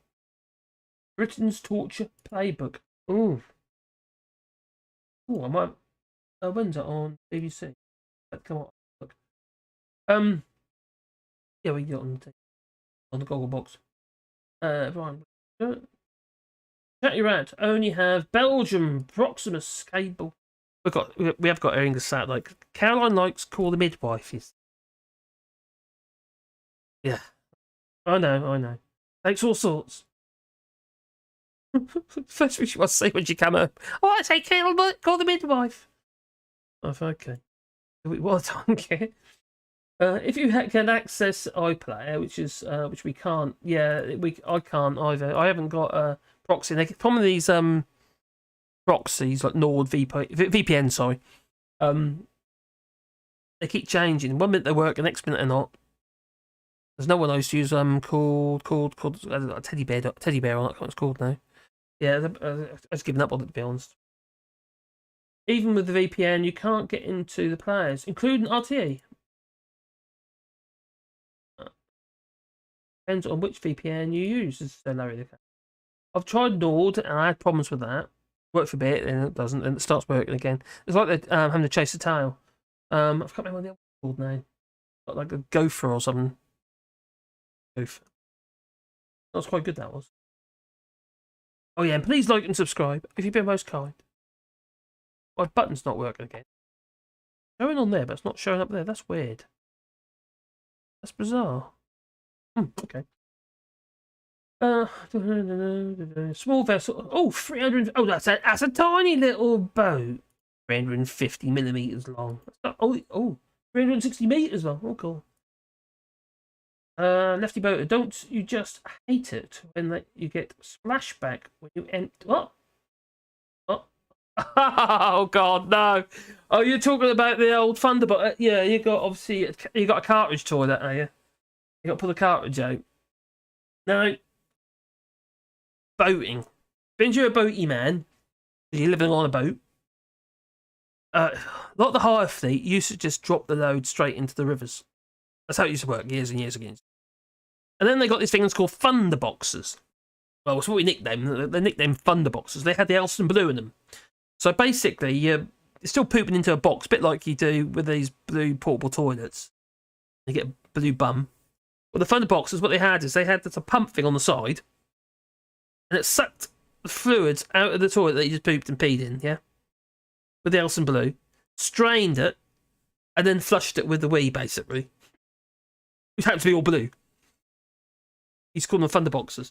And then we got later on we had the pump outs and stuff like that, which obviously was a lot better. Yeah, Hearts Cruisers and Thorpe. That was the kind of the old Elysians. Elysians. I think they're about 7 foot. I think they were Elysians.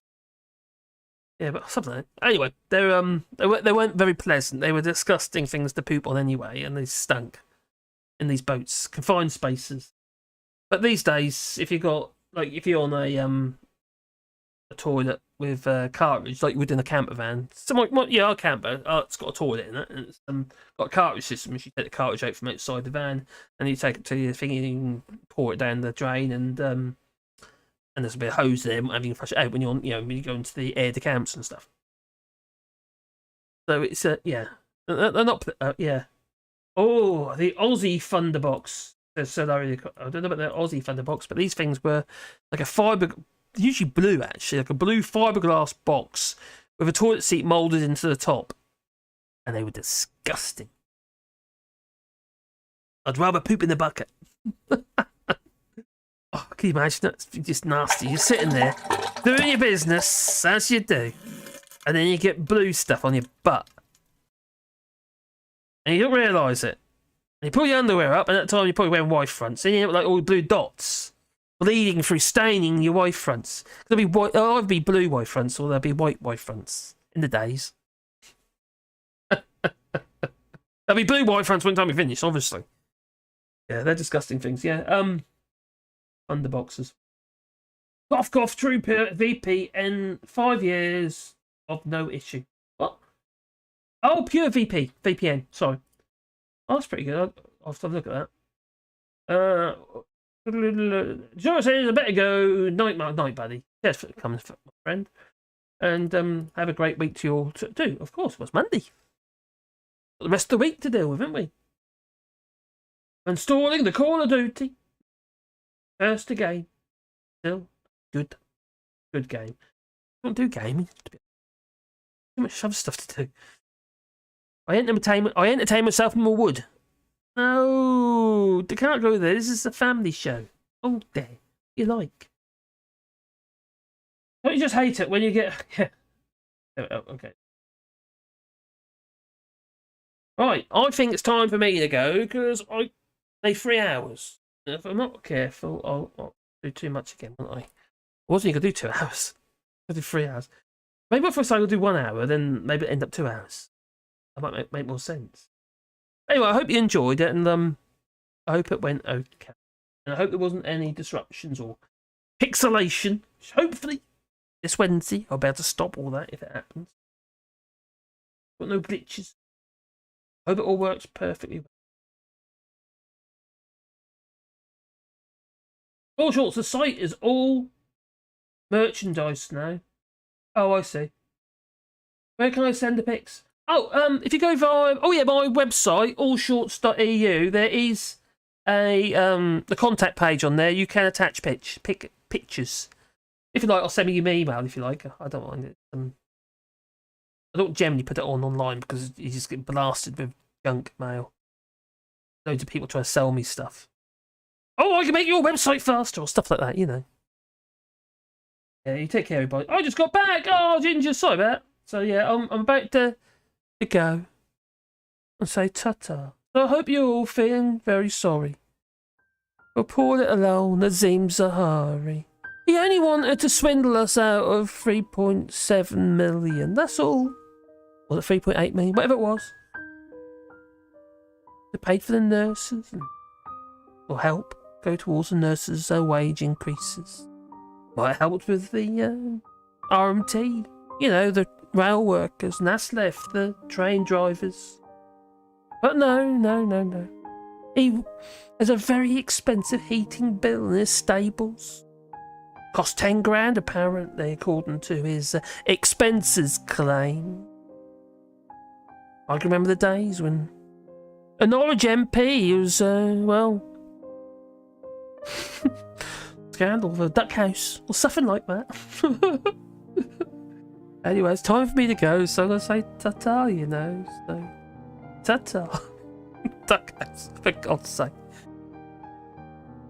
How about flipping heating your horses? Heating your horses? No, they cook horses, don't no, they don't. Oh, they do in France. Oh no! Ta-ta. Oh, where's my buttons? Don't forget, boop the old like button.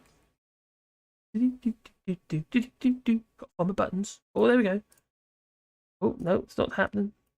Oh, it is now. Very fickle. Very fickle. So, I'm so so heartbreaking for Peanut Head, says Larry the Cat. His horses are warmer than my nan. Yeah, probably. Oh, dear me. So good night, sleep well, everybody, and have a lovely week. And I might go live again through the week sometime, I don't know. I definitely will be going live on my woodworking channel. Got stuff to do, so I might as well go live. And I've got more cameras in there now. I've got 5 cameras in there now. Just got to sort out the automatic switching thing. Might be fun. Might make it better. So, better. Here's my buttons. Can't find my controls. Oh no! What am I going to do?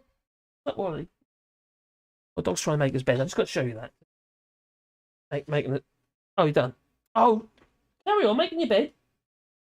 Oh, damn it. He was trying to make his bed comfy. No? What? Oh, damn. What is he like? Okay, one last trick. And I'll make him do a trick. You better perform for me, boy, or there'll be trouble. There'll be trouble. What? What are you doing? What about a bit lazy? What about a rollover? Okay. Oh, you're getting confused. Oh, all right, I'll do. Then Sebastian can lay over there like that and do nothing, and I'll just throw him on. There you go. Pandora is through there somewhere. See, there's a dog bowl, that shiny thing. Yeah, it's bang on the door to get a drink. What's he like? I'll say. Gotta love him, I suppose. You know that.